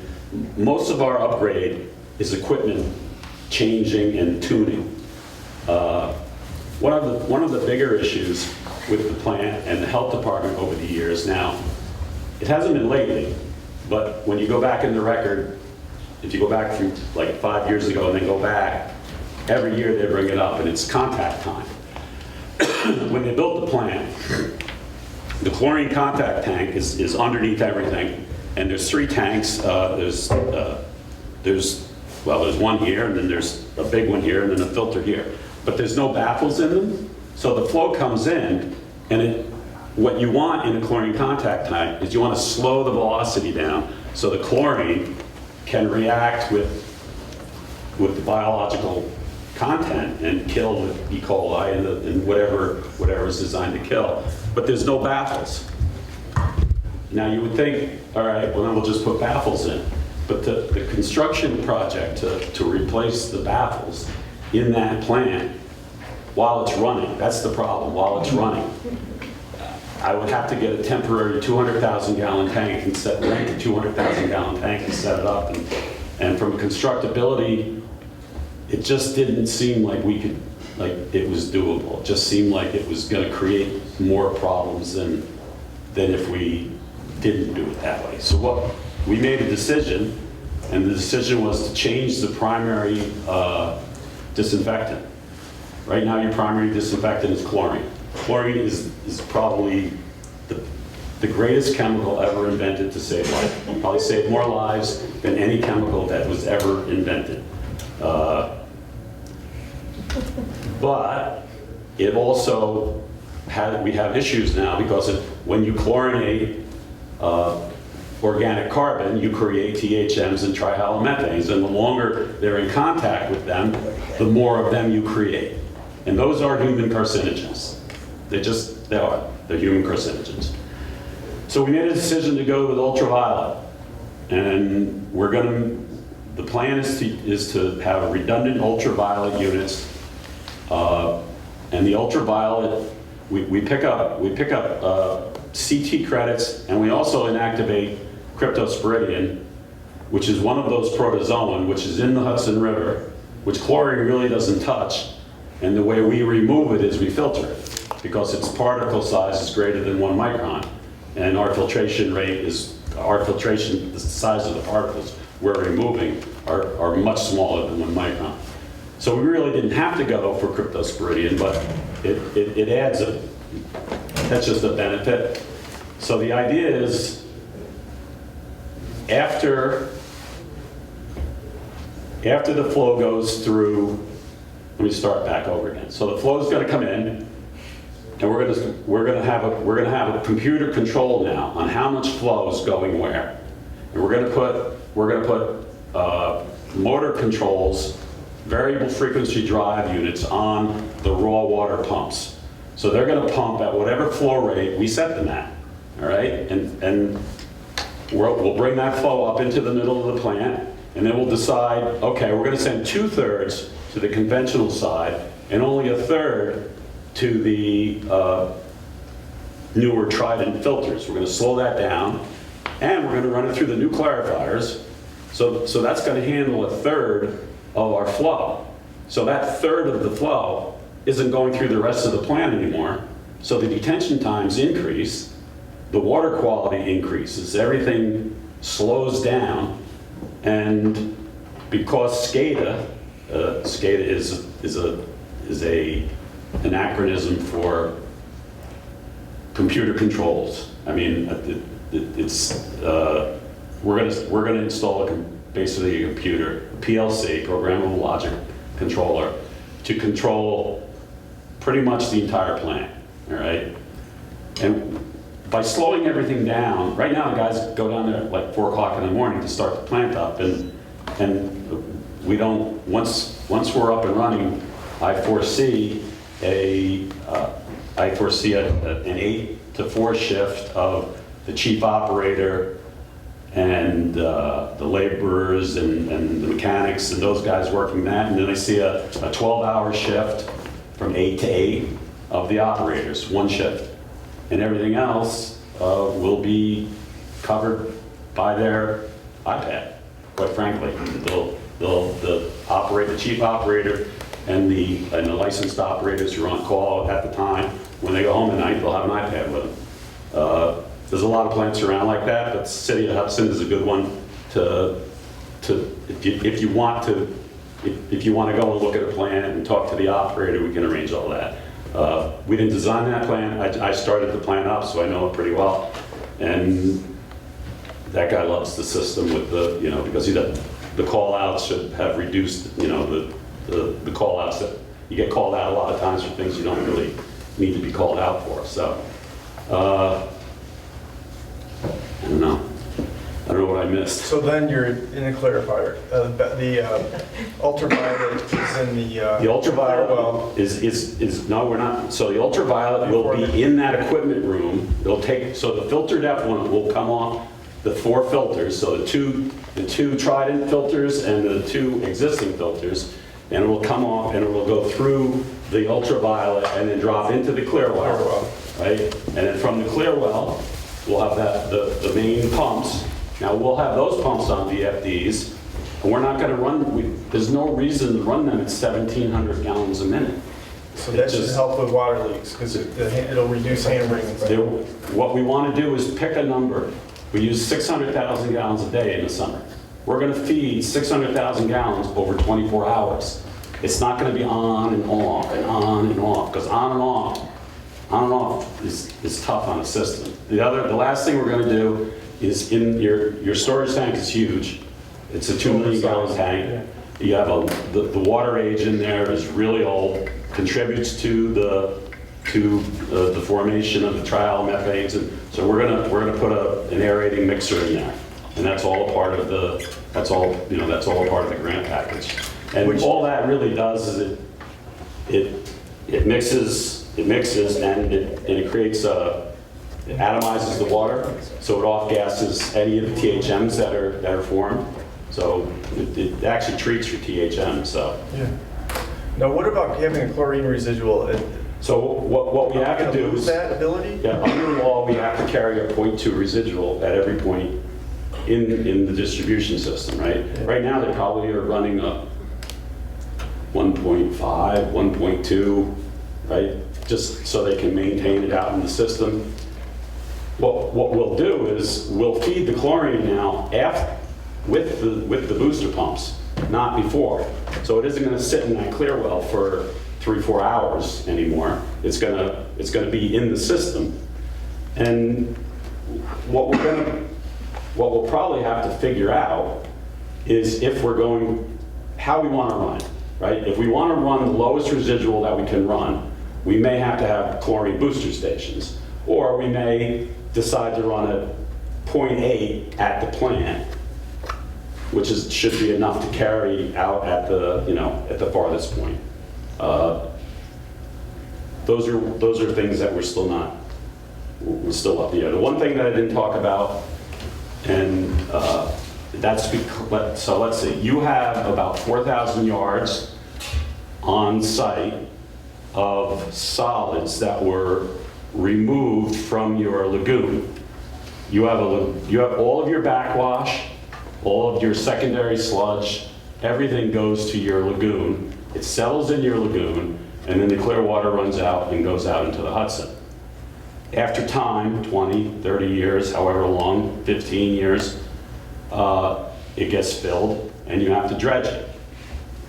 The problem with the PFASs is that the longer you have that organic uptake of those chemicals, the greater the concentration, because those systems take the chemical in and don't release it. It releases it, but at a very slow rate. So we have 4,000 yards, and we have about 2,000 parts per trillion of PFASs in those solids. We made a recommendation 2 years ago, don't touch it, because EPA is, and I have a letter from them I can leave with you, EPA is slowly promulgating rules and regulations to come up with actual limits on the ground application limits, things like that. I think we should have land application limits before the year is done, based on what I'm seeing. We have already gotten a permit. We have a landfill that we manage up in upstate New York, and the DEC wants a PFAS limit on the discharge of the landfill. It's the first one we've ever seen. So I spoke to DJ about that, and he said we could take it right now. And I got a back of the envelope bid for like $250,000 because diesel fuel is so high. But even DJ said it was okay for now. The problem with that is, though, if you do take it and you move it someplace, and then the regulations change, you still own it. So you have to, because you own it cradle to grave. That's how this stuff is. Yeah. You may have to go out and dig that up. And I mean, my opinion is we wait and we see what the DEC is going to come up with. It's really EPA. They're looking like they're going to come up with a regulation. I mean, they haven't had a regulation. That's why all the states have their own individual regulations. We do a lot of PFAS work. We do a lot of filtration. Robert, who wasn't here tonight, he's the lead engineer. He's the guy that actually designed the system up in Hoosick Falls for the emergency water supply for the village. So we've been working on PFASs for a very long time. Questions? So what's the long-term solution to the sludge problem? The long-term solution to the sludge or the PFAS problem? Well, the PFAS. The long-term solution to the PFAS problem is to come up with a way to break the fluoride-carbon bond. It's the strongest bond in chemistry. They have like 4 or 5 ways that they're doing it now. It looks like they have the technology that's coming. We've asked people to come out and pilot things when we haven't gotten close enough to where they're willing to sign a contract to come out and do a pilot and prove to us that it works. But that would treat the effluent then before it hits the bond? Well, or it would treat like our solids. Remember when all the gas stations leaked MTBEs? And the way they treated that is they went to those gas stations with these furnaces, and they dug up the dirt and they ran the dirt through the furnace, and that's what destroyed the chemical. I believe that that's how they're going to end up doing it, because 3,000 degrees destroys the carbon fluoride bond, and they are all of that foam, firefighting foam. The DOD got rid of it through furnaces, incinerators.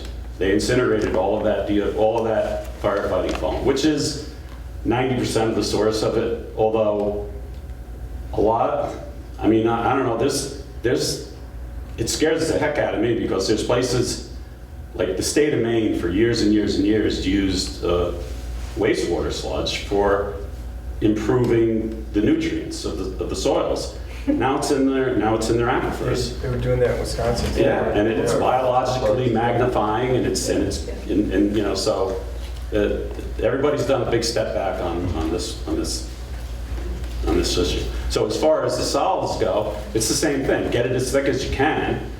I mean, if it wasn't for PFAS, the way you're doing it now isn't half bad. I mean, we have money in the budget because what we thought was, all right, so let's take let's take the backwash water and the sludge, and we'll decant it, all right? So we'll put it in a big enough tank, we'll slow the velocities down, we'll allow all the solids to settle, and we'll let the water go back out to the river again, and we'll get that sludge as thick as we can, and we'll haul that away, because that should have very low PFOAs in it, all right? The longer it stays there and compacts and forms a biological living organism that uptakes it into the cell walls and things, the more the concentrations grow. So it's in our budget, but we're not designing anything yet. We think it's more prudent to wait and to see. I mean, putting a tank in and dewatering we may decide that that's a very good first step, all right? Because at least now you have a way of separating your solids from your water, and you're not, and it'll lengthen your time of that lagoon. I mean, the lagoon goes from 20 years to 50 or 100 years that you have to do it. The other way to look at it, though, is if you're going to use the lagoon and you're afraid of the magnification of the PFOAs, then we have to clean it every 4 years or every 6 years, more often. So we could do that. Yeah, I mean, we're watching the bigger plants and the bigger players to see how they're going to deal with it, and we're going to learn off of them. Thank you, Bill. That's probably the most extensive overview we've had since we started this project. And just so everybody knows, yeah, we haven't had that review before. This is the grant we have received. We received $3.2 million from Environmental Facilities Corporation to upgrade our water treatment plant. We bonded for the rest. We're excited to get started with this project and upgrade our plant. The wastewater, we didn't get the grant. We got the ability to have an interest-free loan, which it's almost like a $2 million grant over a $5 million loan. We got one for Fishkill, and they saved $9 million on the construction of the plant just with interest rate. So, on that note, can we jump to a resolution on the? Can I ask a quick question? I I was curious, the point you made about shooting more potassium permanganate into the river for the zebra mussel. Not into the river, into the intake water. Okay, Yeah, not into the river. It never goes in the river. good. Yeah. And then I understand the switch to the computerized system, but we would still have manual backups. You still have manual backups on there. You'll have handoff auto switches on every pump and motor. That's something we require. We're very operator-centric. It takes a long time to get operators to accept the operations using the computers, but once they see less call-outs, and I mean, we really have to tune this plant in because a lot of the problems with water quality is just tuning, of running too much water through it too fast, and the way you slow that down is with a controller. Okay. As a former chemistry major, I love it. Sorry, one last question. And all these changes, you're going to be able to make these changes without any disruption to service to the customers? Oh, yeah, because you have redundant equipment, so, hopefully we'll have 10 bidders, and when we go out, and companies are, we'll have a full-time person there every day doing the inspection, and we have a huge construction project going on down in the village of Fishkill right now. If you wanted to come and see a big project, we could arrange it. Just, let me know when you want to come down. We can, walk you around it. It's a $27 million upgrade of a wastewater treatment plant. But it's all the same stuff, water and wastewater. We're all slowing velocities, settling, filtering, all trying, just to clean the water up as clean as we can get it. Thank you, this is fascinating. So I'm looking at the flow chart of the process here. So we have these two systems, the coagulation flocculation system with the sedimentation system, and then the Trident system. Which also has coagulation flocculation in it. Right. It's just a lot quicker. Yeah. And then I see that the proposed UV treatment comes at the end of the Trident process? At the end of both. At the end of both? Yeah. Okay, that was so what both filters discharge would go through the UV. Okay, great. And then chlorine would be introduced After the high lift pumps. Right, so ideally, less chlorine is going to be introduced because of the UV system? Yes. Yeah. Just to keep it at the minimum. Yeah. Yeah, the minimum required by the state or Yeah. the health department or whatever it is. Right, okay. Because chlorine itself doesn't really touch cryptosporidium. I mean, cryptosporidium is a cyst. It's a very hard cyst, and it takes straight chlorine for a very, very, very long time to oxidize that cyst. So UV fractures this. Well, what UV does is it does something to the genetics so it can't reproduce. One question about the maintenance. UV is very dependent upon keeping everything really clean and the intensity of the light. Absolutely. And I assume all that is calibrated into the system. Or how's that monitored? It's all monitored automatically. All right, so there's a UV intensity monitoring that goes on. There's cleaning that goes on. Some of it, it depends on which units we go. There's automated cleaning. There's manual cleaning. We'll probably go with some form of automated cleaning. You use acetic acid. Periodically, you run acetic acid through so the UV bulb is inside a quartz. So you have a quartz tube, and then the bulb is in there. And the problem is the calcium carbonate, hardness and stuff, whatever, grime gets on the outside. Right. So that's the thing you're really cleaning, is that quartz. And a lot of them have just squeegees and wipers, things like that. The village of Wappinger's water is tremendously hard. They have to acid clean, on a pretty regular basis to keep the calcium carbonate from blocking the UV, the intensity. So. One other question, just in terms of annual operating costs. Yep. Once all this is in there, it sounds like there's a plus with the variable drives, more expensive with the UV. Any sense for where we're going to come out at the end of the day? Not yet, because we haven't gotten, we asked for cut sheets on the UVs probably 5 weeks ago. Right, okay. You know, it's just taking everybody forever to get answers back. Sure. So we'll have a cost of what it costs to operate the unit that we pick, and that'll be a part of the design report. But you have no estimate for the overall, if this is going to change? No. Too early to know. No, because we're still gonna add chlorine, all right, which is not gonna add anywhere near the amount that we were. Right. No, I was just curious about the overall operating cost of the plant, like the energy intensity Well, of the plant. the overall operating may go up a little bit because we're gonna slow everything down. We're gonna remove a lot. We're gonna remove a lot more solid material. There's gonna be more solids because we're doing a better job of cleaning the water.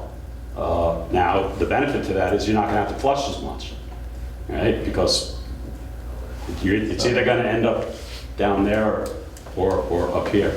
And so we'll have an operating budget in the design report that we'll be able to work with. Would you be able to speak to the energy intensity of the plant? Absolutely, yeah. But what they said, I mean, some of the motors are older motors. We might have to, like the high lift motors, we might have to replace them because they may not be able to take a variable frequency drive. So what a variable frequency drive is also is a slow start. So when the motor comes on, it doesn't bang on and draw that huge amount of electricity. So your demand charges will go way down on the, as far as the electric goes. Because right now, everything's either on or off. When the pump comes on, there's that large inrush of amperage, and that's what they bill you for, is the ability to deliver that inrush. All right, so with the slow start, that motor, it can click, you hear a boom, and it goes, you can actually watch it spinning up, and it spins up to where it finally reaches, operating speed. We're going to have less water leaks. Because less pressure on the system. With that variable drive, On the way up. less hammering in general. Yeah, you'll have less water hammers. And if anybody has questions, Well, the motors that go out with the clear water to the distribution system, they're at my age. Oh, okay. We're replacing them, right? Yeah. Oh, then that's going to have to be an energy efficiency there, yeah, Cool. good. yeah. Thanks so much. Yeah. Thank you. So- If anybody has questions, I'm in red. Come up and see me. Great, thank you. Before you leave though, real quick, can we do that quick resolution? It's like 3 sentences long. Stay on the list for the 0% financing for the wastewater facility. Yeah. I've written it down, tracking the language from the guy with the EFC. None of us have this resolution, so this hasn't been shared with any of us. It's right here. I'm going to read it. Let's do it. Whereas the Environmental Facilities Corporation requests whether or not the Village of Rhinebeck is interested in moving forward with the state revolving fund loan for wastewater plant improvements, also known as project number 5487-02-00, even though the Village of Rhinebeck did not receive a WIA grant in November 2022. Resolved, the Village of Rhinebeck is interested in continuing the project and receiving said funding. That's it. That way we stay on the list for free financing.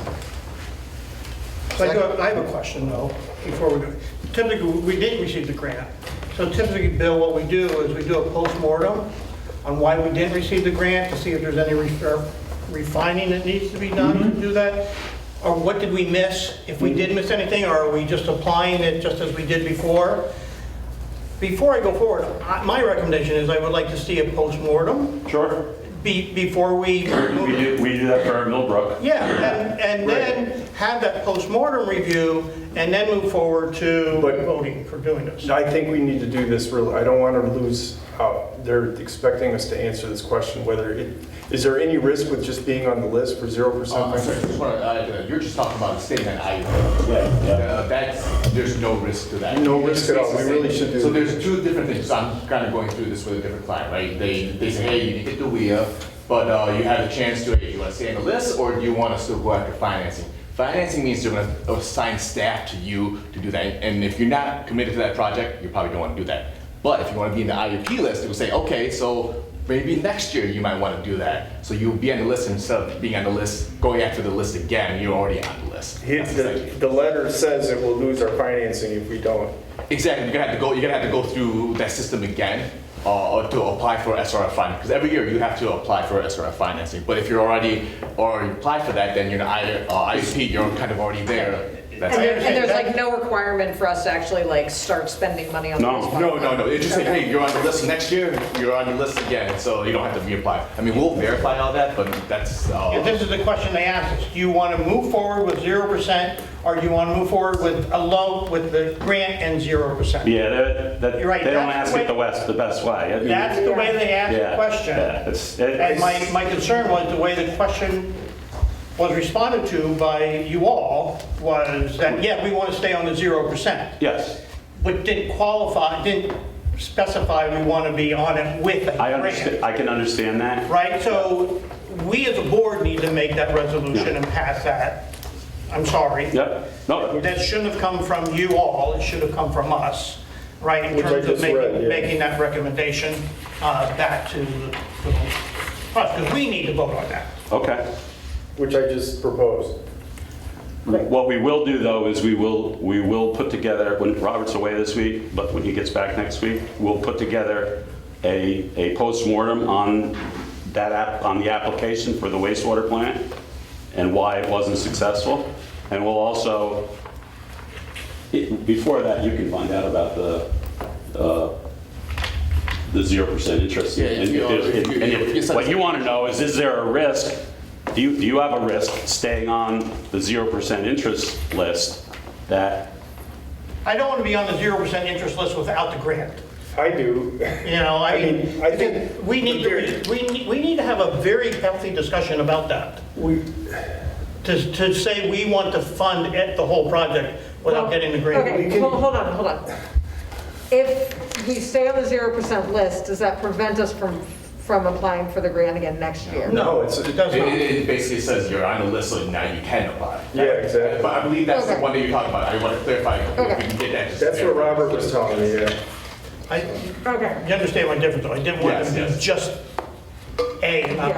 not A and B. Yeah. But we're not. Well, I do, so that is No, a no, discussion. but I thought this was not precluding the grant. We're just saying we want to be on the 0% list. We're not precluding the ability. Correct. So we should go forward. Yeah.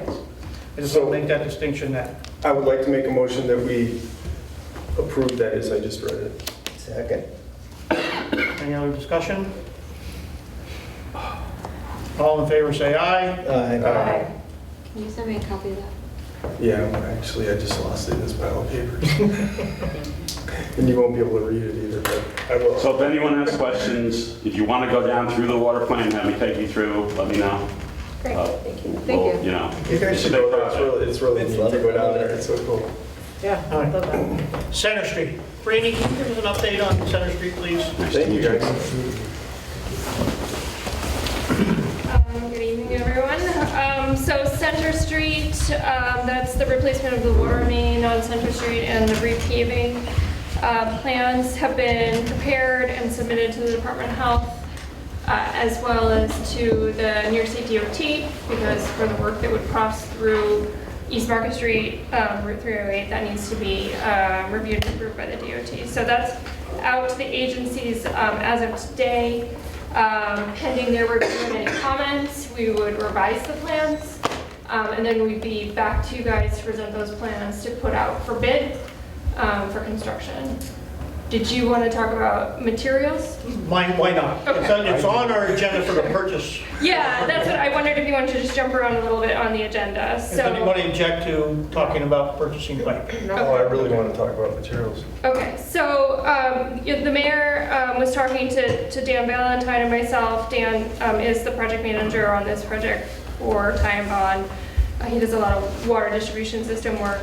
But the mayor had mentioned in talking with the contractor who will be doing the Soho House water main improvements for the village, that he had recently learned that ductile iron pipe has a very long lead time. Let's define very long as 40 weeks. Yeah, we have been talking to pipe suppliers and finding the same thing. Unless you need really, really small quantities of pipe, you can be, half a year to a year out on pipes. So given the desire to have this project be a 2023 construction project, an idea that was put forward was that the village could move forward with placing the order for the pipe now. We would then work out the bid documents to indicate that the village has the materials available to provide to the contractor. So to facilitate that, what we provided to you, I think last week before the holiday, or maybe it was right after the holiday, a summary sheet of the materials for this project.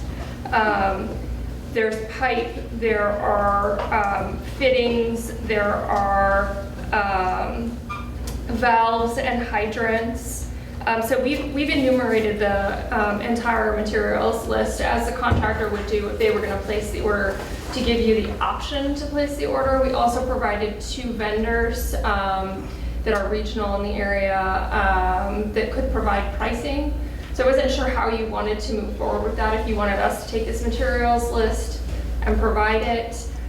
This materials list is as taken from our plans, plus for pipe, an additional 10%, which is customary when you're ordering materials to allow for segments of pipe that might need to be cut and discarded, or if a piece of pipe is damaged, you want to have a little bit of extra. Any extra would go to the water department, be available to them when they're dealing with water main breaks or anything like that. So I don't think you're losing anything at this point in time to order a little extra in terms of pipe. And we don't pay for it till we get it, right? Yeah. So. Right. My question is, item number 1, Yes. quantities by lineal feet? Yes. That's 610? Yes. The unit's $220 a foot? Yes. Oh my God. Yes. Pipe has gotten very expensive. Brian says he can get ductile iron class 52 at $46 per Where is he ordering that from? core in Maine. Core and Maine? Okay. Yeah. Now, I don't know if is it American, I said, is it American steel? And he It didn't, does need to be American, yeah. he didn't So know. we can verify that Core and Maine's got that, but yeah, absolutely. And we And have, do you want us to just work with Brian on this? If Oh, he's the absolutely, yeah. supplier? So we do just need to make sure it's all American made, because that's a requirement for the ARPA funds. and he's got 4 or 5 8-inch sections. He already has We have it in some. the yard, yeah. We would still recommend ordering a little extra, right? No, I mean, if it's that expensive, maybe that'll help a little bit. Okay. We can use some of our own pieces. 4 or 5. 5 it's like- pieces of scrap in the backyard. That could be 100 feet long.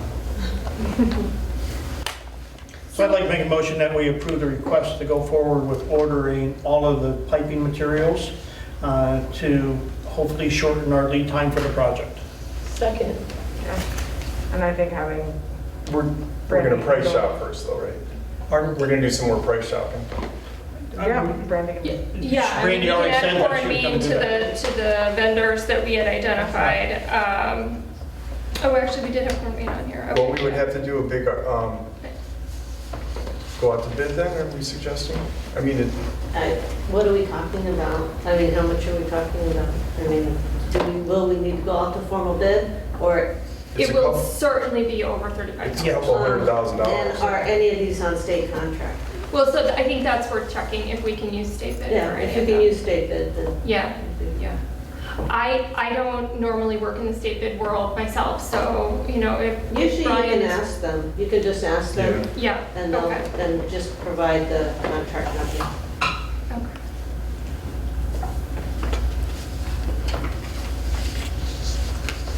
Okay. All right, I made a motion to accept moving going forward. I seconded. Do we have a second? All in favor, say aye. Aye. Opposed? So carried. Thank you. Thanks, Brandy. Brandy, while you're there, anything on our village sidewalk? Yeah, so the village sidewalk project, so we've gotten the survey in, and we've done an assessment of the existing ADA deficiencies, and so we'll be looking at the sidewalk that is on Center Street here, the sidewalk that is on the fire station side of East Market Street, the four corners at Center Street and East Market Street, and then the section of sidewalk that runs between the municipal parking lot from the east side to the west side on the north side of East Market Street. So that's what we're looking at now. We are working on putting those plans together now that we've got the survey, and we should have preliminary plans ready for the February meeting. So we'll run through what all the proposed improvements look like. And we have grant money for that. Yeah, that is funded by 2 grants actually, which is putting the plans together a little bit interesting, but because for accounting purposes, we have to keep all the quantities separate when we go to bid it. But that's municipal innovation grant funds and CDBG funds. CDBG funds are specific to the 88 curb ramps that'll be at the four corners and also at the municipal parking lot. So Brandy, can you just keep me in the loop on the planning, just so we can keep those separate when I go for reimbursement on the block grant? As well as making sure that the MIG grant doesn't go over that allocation because of all the other equipment. Yes, Okay. definitely. So we'll put together a schedule of values once we have the design put together, and then I think we should sit down with you and make sure you're comfortable with how the accounting on it is going. We were going to try and do it all in units and then spell out specifically for us, which ones were CDB and which ones were mixed. We can try and keep that track. Great, thanks. Yeah. Anything else? Any other questions, Randy? Do you want to just give a 2-minute summary of Soho? Sure. That may be more than a 2 minutes, sorry. So, I don't know where the board stands in status of knowing where we are with Soho House and the water service. So, quick summary, the village of this board agreed to provide water to Soho. Soho is in the town of Rhinebeck. The Soho property has been served water historically via a 2-inch service connection. To meet Soho's requirements, they need a 6-inch service connection. And so they have had to do, as part of their negotiations with the village, an analysis of water main improvements within the village that needed to be upgraded to allow them to have the capacity that they needed. And so that was then precipitating them making some water main improvements. Their water main improvement plans have gone to the Dutchess County Health Department for review and approval. We've already looked at them. The mayor signed the application form that allows the county to conduct the review. If you recall, Soho also at one point in time asked for capacity in the wastewater plant and just couldn't come to terms with the village on connecting. And so they've decided to plow ahead and do their own on-site wastewater plant. In making the application to the DEC for their wastewater plant, DEC said, hey, prove to us that the village has the permission to serve this property. And so between... To serve the property for water? For water, okay. Yes, because they said, hey, how are you getting water? Oh, we're getting it from the village. Got it. Oh, well, you're not in the village's service area because you're not in the municipality. Got it. So they did some historical research. Brant did some historical research. 3 hours. I've done some historical research. We've been back through the files. We should have asked Bill Bright about what research he's done.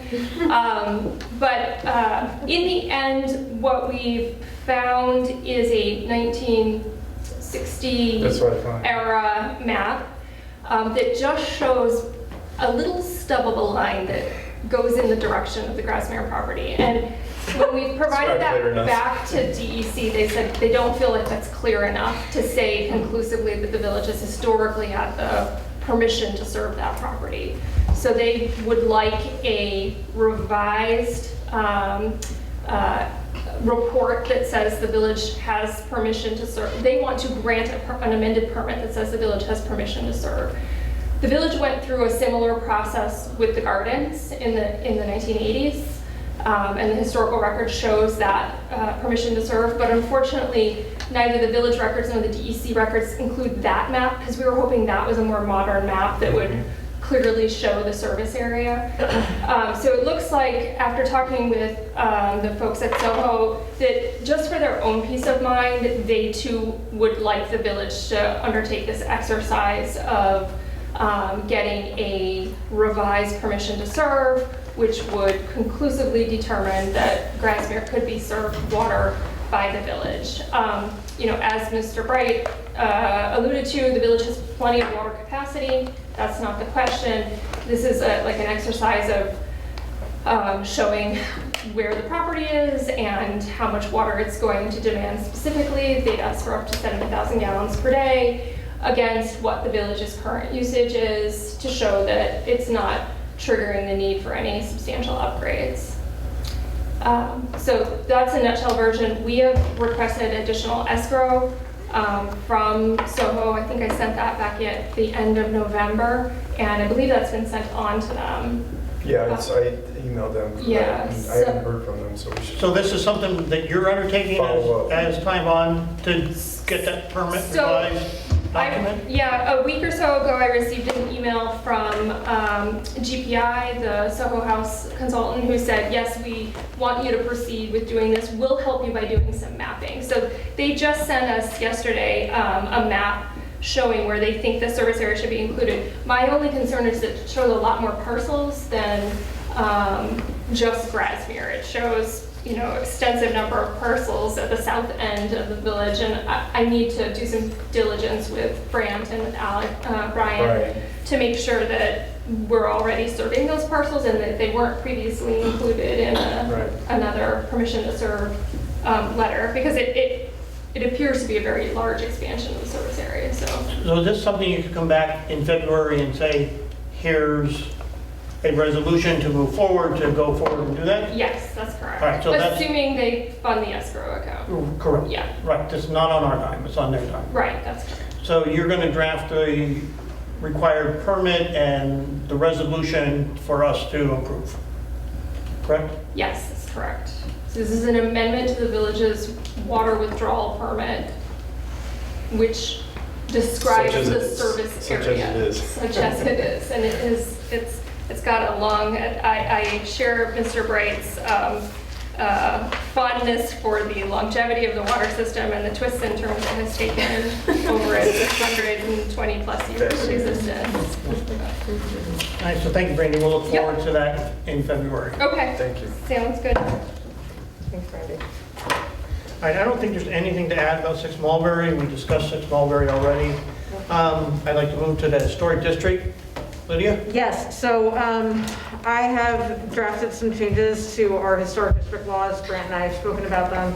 And it's time for the 5 of us to have a workshop on it, because there's some outstanding questions about period of significance, boundaries, blah, blah, blah. I've spoken to the planning board about it, and I've had a conversation with a few other long-time folks who've been very interested in the historic district.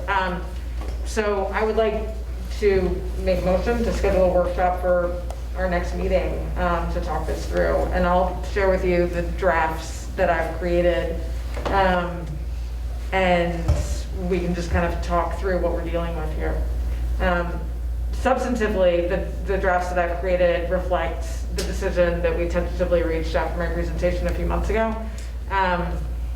But Brant had some concerns about the period of significance, and the planning board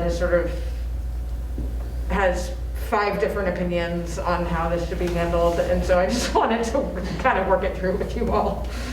I'm just wondering if there's enough time at the next meeting. We're already trying to schedule a public hearing, and this, I think, would take a significant amount of time. Well, I'm happy to have a special meeting before that or after that or something, but this is a conversation that I would like to have sooner rather than later. I would like to schedule a special meeting for this. Okay. If everybody agrees. Yeah. Sure.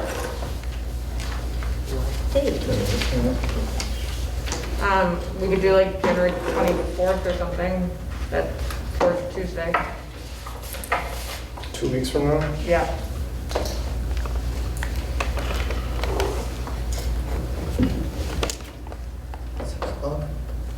Sure. What time? 6 o'clock? Yeah, works for me.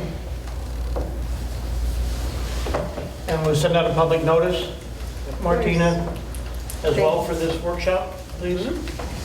Thank you, Martina.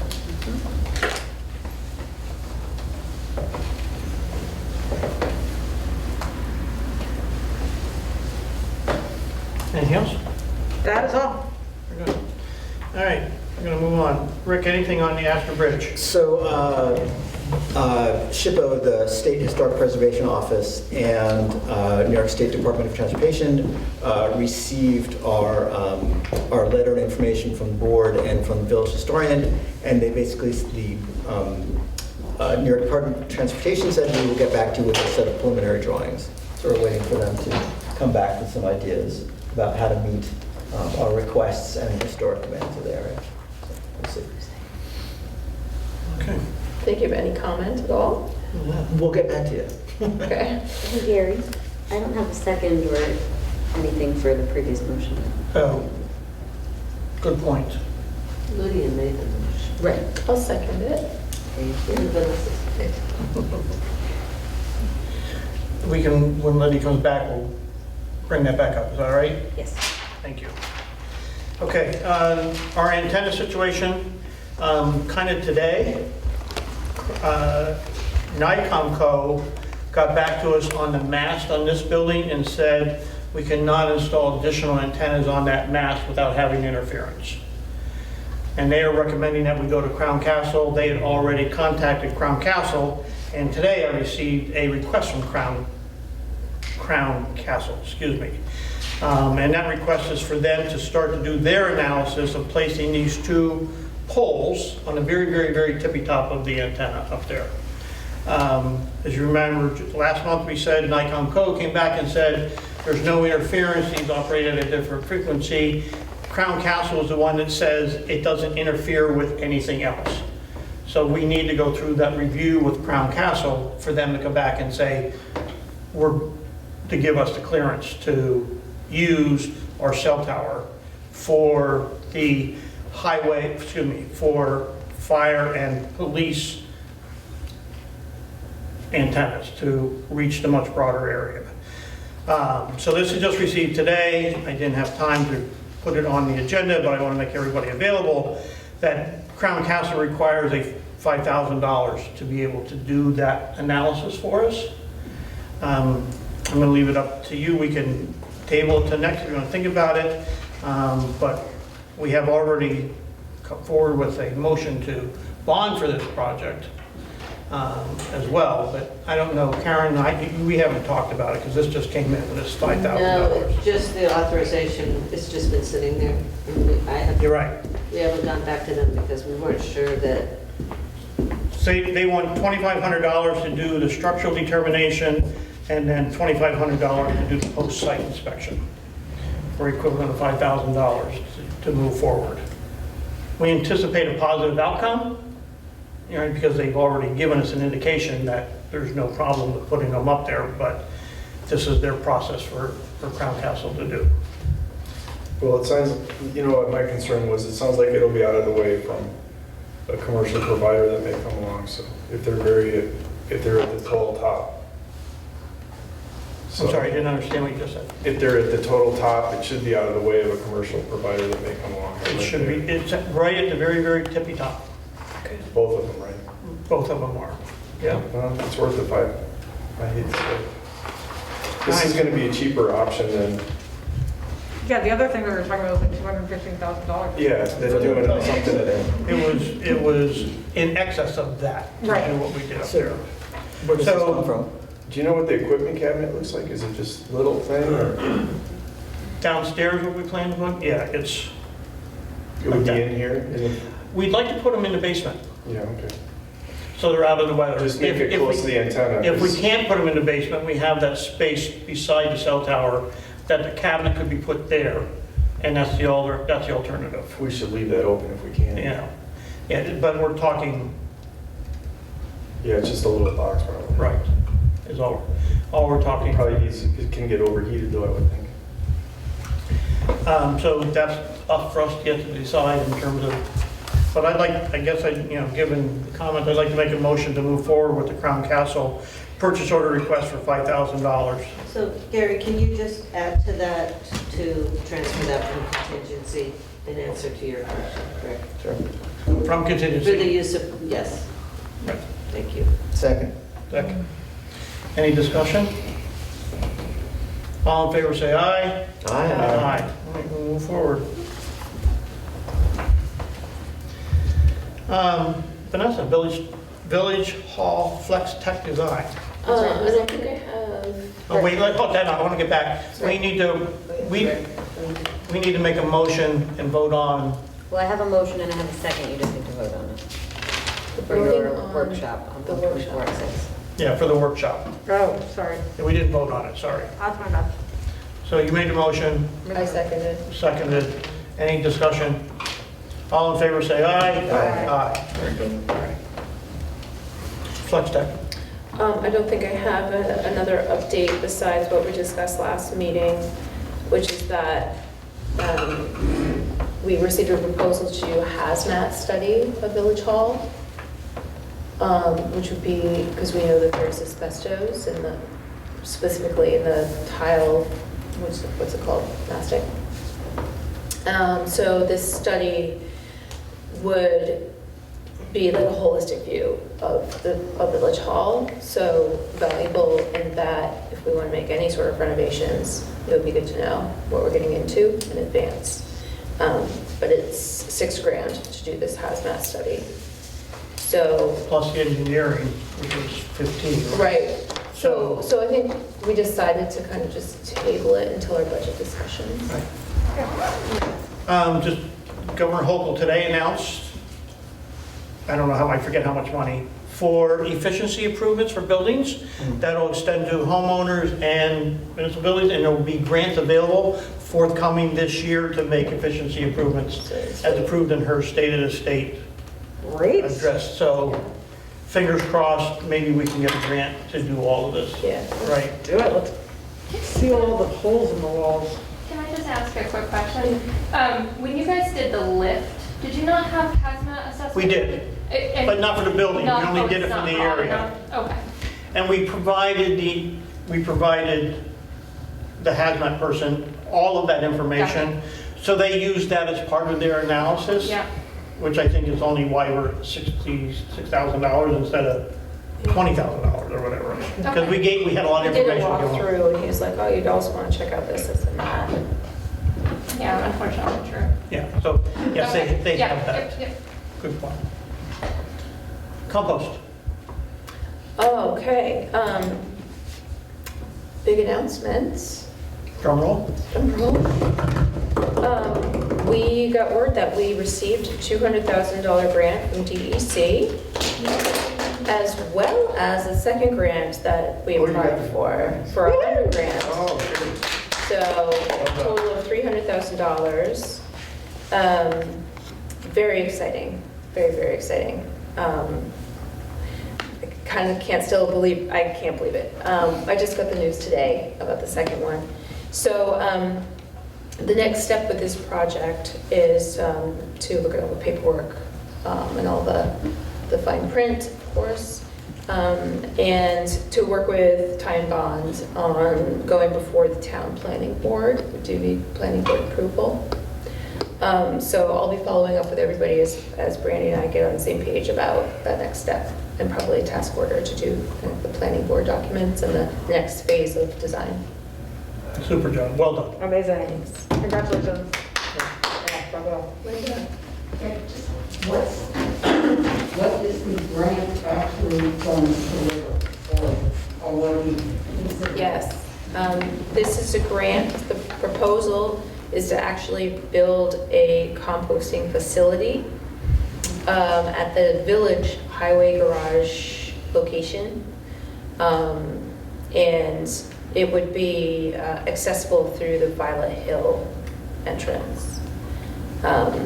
So as you all know, the Village Highway Department is located not within the bounds of the village, therefore we need to go to the town planning board to get approval. And there are many participants from the compost pilot who are now continuing on to pay their own way, as hopefully now it will just be a stopgap solution, but it obviously will take some time to actually build this site and get it operational. So carry on. And Brandy, you're good with doing that going forward, Oh, yeah. helping through the town planning board? Are you going to go through the zoning? Are you going to be the rep? If you want help with that, let me know. We'll help. The Route 9 corner lands McKill, I don't have an update. You have anything? No update, not Okay. this time. All right, so, we were at grants. Oh, yeah. You I just guess did skip that? ahead, yeah. So, very good. And then the other grant, I just wanted to mention this CAPI project, which I've been talking about, it feels like years, because it was initially approved in 2019 and then was stalled with the COVID-19 budgetary stuff. This is the grant where Village of Rhinebeck is one of 9 municipalities that got a grant through Dutchess County to work together as a cohort to do a greenhouse gas emissions inventory and a climate action plan. So it's finally starting. And we have our first meeting of this January. So that's a long time coming, and I'm really excited because it will give us a lot of good data about our energy usage and all sorts of carbon footprint information. So really excited to kick that off. And it also counts for points for silver. Yes. Which is hopefully to get there. Thank you. All right, we're going to move on to purchase requests. We covered the purchase piping for Center Street. Financial consulting services. Karen, do you want to address this one? Sure. Do you have the paperwork, or do you? I do, but I'm familiar with it. So this is an engagement letter for RDT, which is our current accounting firm that we use. And what they do is they assist me with the annual report as well as closing out the year and tying out all the balance sheets. I've been happy with them in the past, and they're looking to renew. The manager's fee is $288 an hour. However, they are charging $4,500 for the year-end close, so, and then $850 for the footnotes. I take care of some of the footnotes, so she'll send me some of the stuff. She'll review them. So in that fee, I try and keep it as little as possible. I try and do it just for what I need for the annual report, and then if there's any additional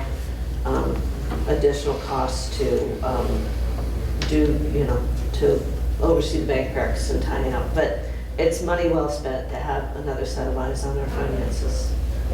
I actually do believe we need an audit, help somebody to help audit our books. Second. So I'd like to make a motion to approve the financial consulting services from RPT. Second? Second. Lydia beat you. Any discussion? All in favor, say aye. Aye. So approved. Next, NICOM Winter Legislative Meeting Registration. Trustee Lewitt and myself are looking forward to attend a one-day event on February 6th for the NICOM Legislative Winter Program.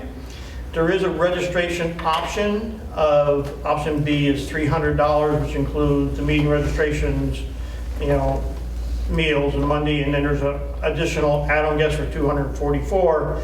I guess we have, Martina, we have to pay the $300, is that what it works out? $300 per person if you want. $300 per person. Yes. So I'd like to make a motion to authorize Trustee Lewitt and myself to attend the NICOM Winter Legislative Meeting Registration on February 6th and pay $300 per person to attend. Second? Discussion? I'll just add to that there is training, there is funds available in training for the village board. Correct. Yes. We got that. All in favor, say aye. Aye. Okay. Dump trucks and fire truck requests for sealed bids. Martina, I'm going to turn this one to you. Is that okay? Yes. So we currently have an old dump truck that's been sitting at the highway department for, oh gosh, I don't even know how long at this point. At one point, we did try and see if there was anything we could do to get it up and running. That has not been possible. So they are looking to go out for sealed bid to essentially see what we get prior to putting it up for surplus and auctioning it off. The same goes for the previous fire rescue truck. That's been sitting since this summer. Same thing, they're requesting to go out for sealed bid for that as well. Okay. And I would also like to say that if we don't get any response to this, then we put them up for the auction. Right? But if we can capitalize on getting a sealed bid, move forward now. So I'd like to Yeah, make a... someone totally overpaid us for that pickup truck. So I'd like to... Don't say that out loud. I would like to make a motion to approve going out for sealed bids for our village highway dump truck and fire truck. Second. I spoke with our DPW, we'd like to keep this open until the 20th. Till February 20th. January. January 20th. January 20th, excuse me. January 20th. We're still in January. Do I have a second? Second. Rick? Any discussion? I'm just curious, is there a minimum bid that needs to be met? No. There's no minimum. We don't have to accept the bid, though. Okay, Yeah. thanks. Yep. All in favor, say aye. Aye. Done. Okay, next one is Karen. Water Department valves and stem purchase request. The water department came to ask if they could purchase these still valves for repair. The cost is $18,944, and my recommendation, well, there's different parts to it, but my recommendation would be to do that out of the capital water account, not the annual operating. What is this for? This is for stainless steel valves and Stems. Valves and stems and pipes and pipes. Right. It's not a bid though, you're just doing a budget transference? I'm saying that there's money that they want to use the capital water for it. I believe they tried to get 3 bids, but they only received 1. This isn't for the flock tank, is it? This is for Yeah, these are the Just valves, today? these are valves for the flock tank. Yes, that were stainless broken. steel valves, a stem 304 SS pipe. And It's like 18 two- grand or something? 2 stems. 18,944. Yeah, and,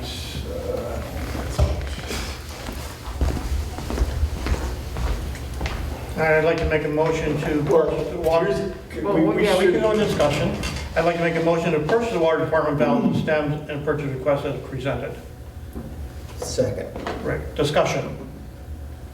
It's also, Brian's outside employer is the vendor that gave that bid, even though it's the only Yeah, he actually, option we had. he included a letter in this saying, which is, I, Brian Alex, currently work for the company C3ND, which is owned and operated by Fernando Dongo. I'm accusing myself of participating in the discussion and any potential purchase from Dongo water and wastewater equipment and sales. As I may be seen to have a conflict of interest, I understand that this recusal will remain in effect until I form you in writing that all activity or connection with my employment at C3ND has ceased or terminated. So, I mean, you did source it, so it wasn't a full recusal, but I mean, if he's kicking the, if he's just referring it to us for a vote and he has nothing to do with it. So Kyle went to Paul Matthews, Dongo, and Corin, Maine. That's Matthews just didn't, Matthews, and apparently Corin, Maine didn't respond. yeah. Dongo was the only one who provided the proposal. So 3 attempts. Yeah, the other 2 stated that they couldn't produce the product. Yeah, I don't think we can get it anywhere else, so if it comes from us, then I guess it's okay. Yeah. All in favor, say aye. Aye. Aye. So carried. All right, special requests. Half marathon. Hang on, I'll get there. Yeah. This is for the Fall Foliage Half Marathon. The sponsor is Runaway Inc., Matt Lanik, who does it this every year for us, or does it in the village. The location is the Dutchess County Fair. He anticipates 1,000 people, and the date is on October 8th of 2023. This has been reviewed with our police department, as it does every year. They've approved as well. So I'd like to make a motion to, once again, approve the Fall Foliage Half Marathon and 5K, the 12th annual event held at the Dutchess County Fairgrounds benefiting the Michael J. Fox Foundation and the Northern Dutchess Hospital Foundation. Second. Your second? I second it. No, second? Any discussion? All in favor, say aye. Aye. Minutes approval for 12/13/22. I'd like to make a motion to approve the minutes for 12/13/2022. Second? Grant, thank you. Any discussion? All in favor, say aye. Aye. I need to abstain. You're right. Thank you. Thank you. All right. Rick, anything from the tree commission? Tree Commission did not meet in the last month, but I would point out that we did get the request for an emergency removal. All the tree commissioners did weigh in on very rapidly to approve the removal. But if there is an emergency, just make it clear, if there is a safety and security issue, then you don't need a permit to go have a tree removed. If the tree is presenting immediate danger, then it needs to be taken care of straight away. So the person who had the situation was nice enough to apply, or at least inform us, and have the tree commission take a look at some photographs. But in an emergency situation, it's not necessary to get a permit. We can move expeditiously. And the tree was leaning from village property over a homeowner's property. So we got to take it down as quick as possible. Great. Climate Smart Task Force. I wanted to share with everyone that I have produced our 3rd annual progress report for climate and sustainability. I think it's up on the cloud, and it's also posted on the climatesmartrhinebeck.org website. Another plug for the town, they do have a Climate Smart task force with the town. They're working on their bronze filing. And if you're interested in joining that task force as a volunteer, you can contact the town board. I know it's getting late, I'll try to be quick. We did have a really interesting event at Star Library, and it was very well attended. We had over 60 people there. Yeah. First up was a presentation by Melissa Everett from Sustainable Hudson Valley, and she kind of gave an overview of what's happening with climate change legislation from the state perspective, and then what's happening regionally. Then we did breakout sessions where participants discussed particular ideas, brainstormed.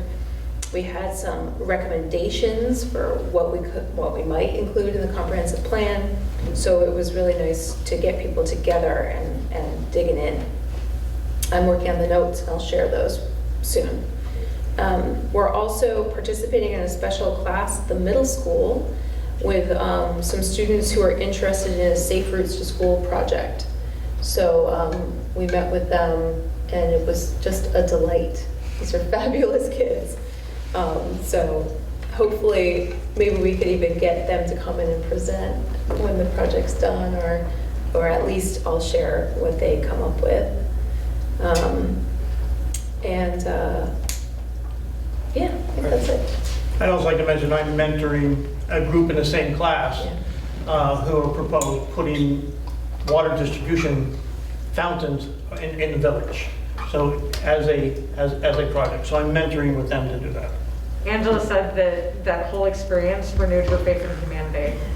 Like between like the adults who were there and the kids and how they were engaged. She was just like, oh, thank God.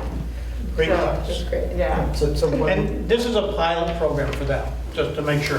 This is they're piloting this to see if they can, how it works and move The forward. school district is trying to experiment with how they manage schedules. And so this would be a study hall, but some of these middle school students said, hey, maybe we could do something more fun and interactive than just a study hall. And they came up with the ideas for what they wanted to work with. Excuse me. And they had their teacher reach out to people in the community to see if they could be mentored. So it's really cool. So I just want to say one neat thing at the state level. It was up in the air for a while, but just before the end of the year, the governor signed funding for villages and towns to do complete streets renovations and such. So that was, the Transportation Committee, Subcommittee of Comp Plan was very concerned about that. So as we move forward with our Route 9 corridor and some other stuff, it turns out that the state has now basically said we will be looking to fund these projects. The details are kind of TBD, but that was a very nice piece of news that rolled in at the end of December. It's always nice to know that the state's going to throw money at us. Yes. Hopefully. Hopefully. We have to apply for it. That's okay. We'll ask. That's We'll great. ask. I'm not gonna throw it, we have to apply. Lydia, comprehensive We'll like make plan? ourselves open. Comp plan, as always, all of the meetings for the comp plan are up on the comp plan website. But just broad strokes, Sunday is the last day to fill out the survey, so I hope that everybody left in the room has filled it out, including all of us.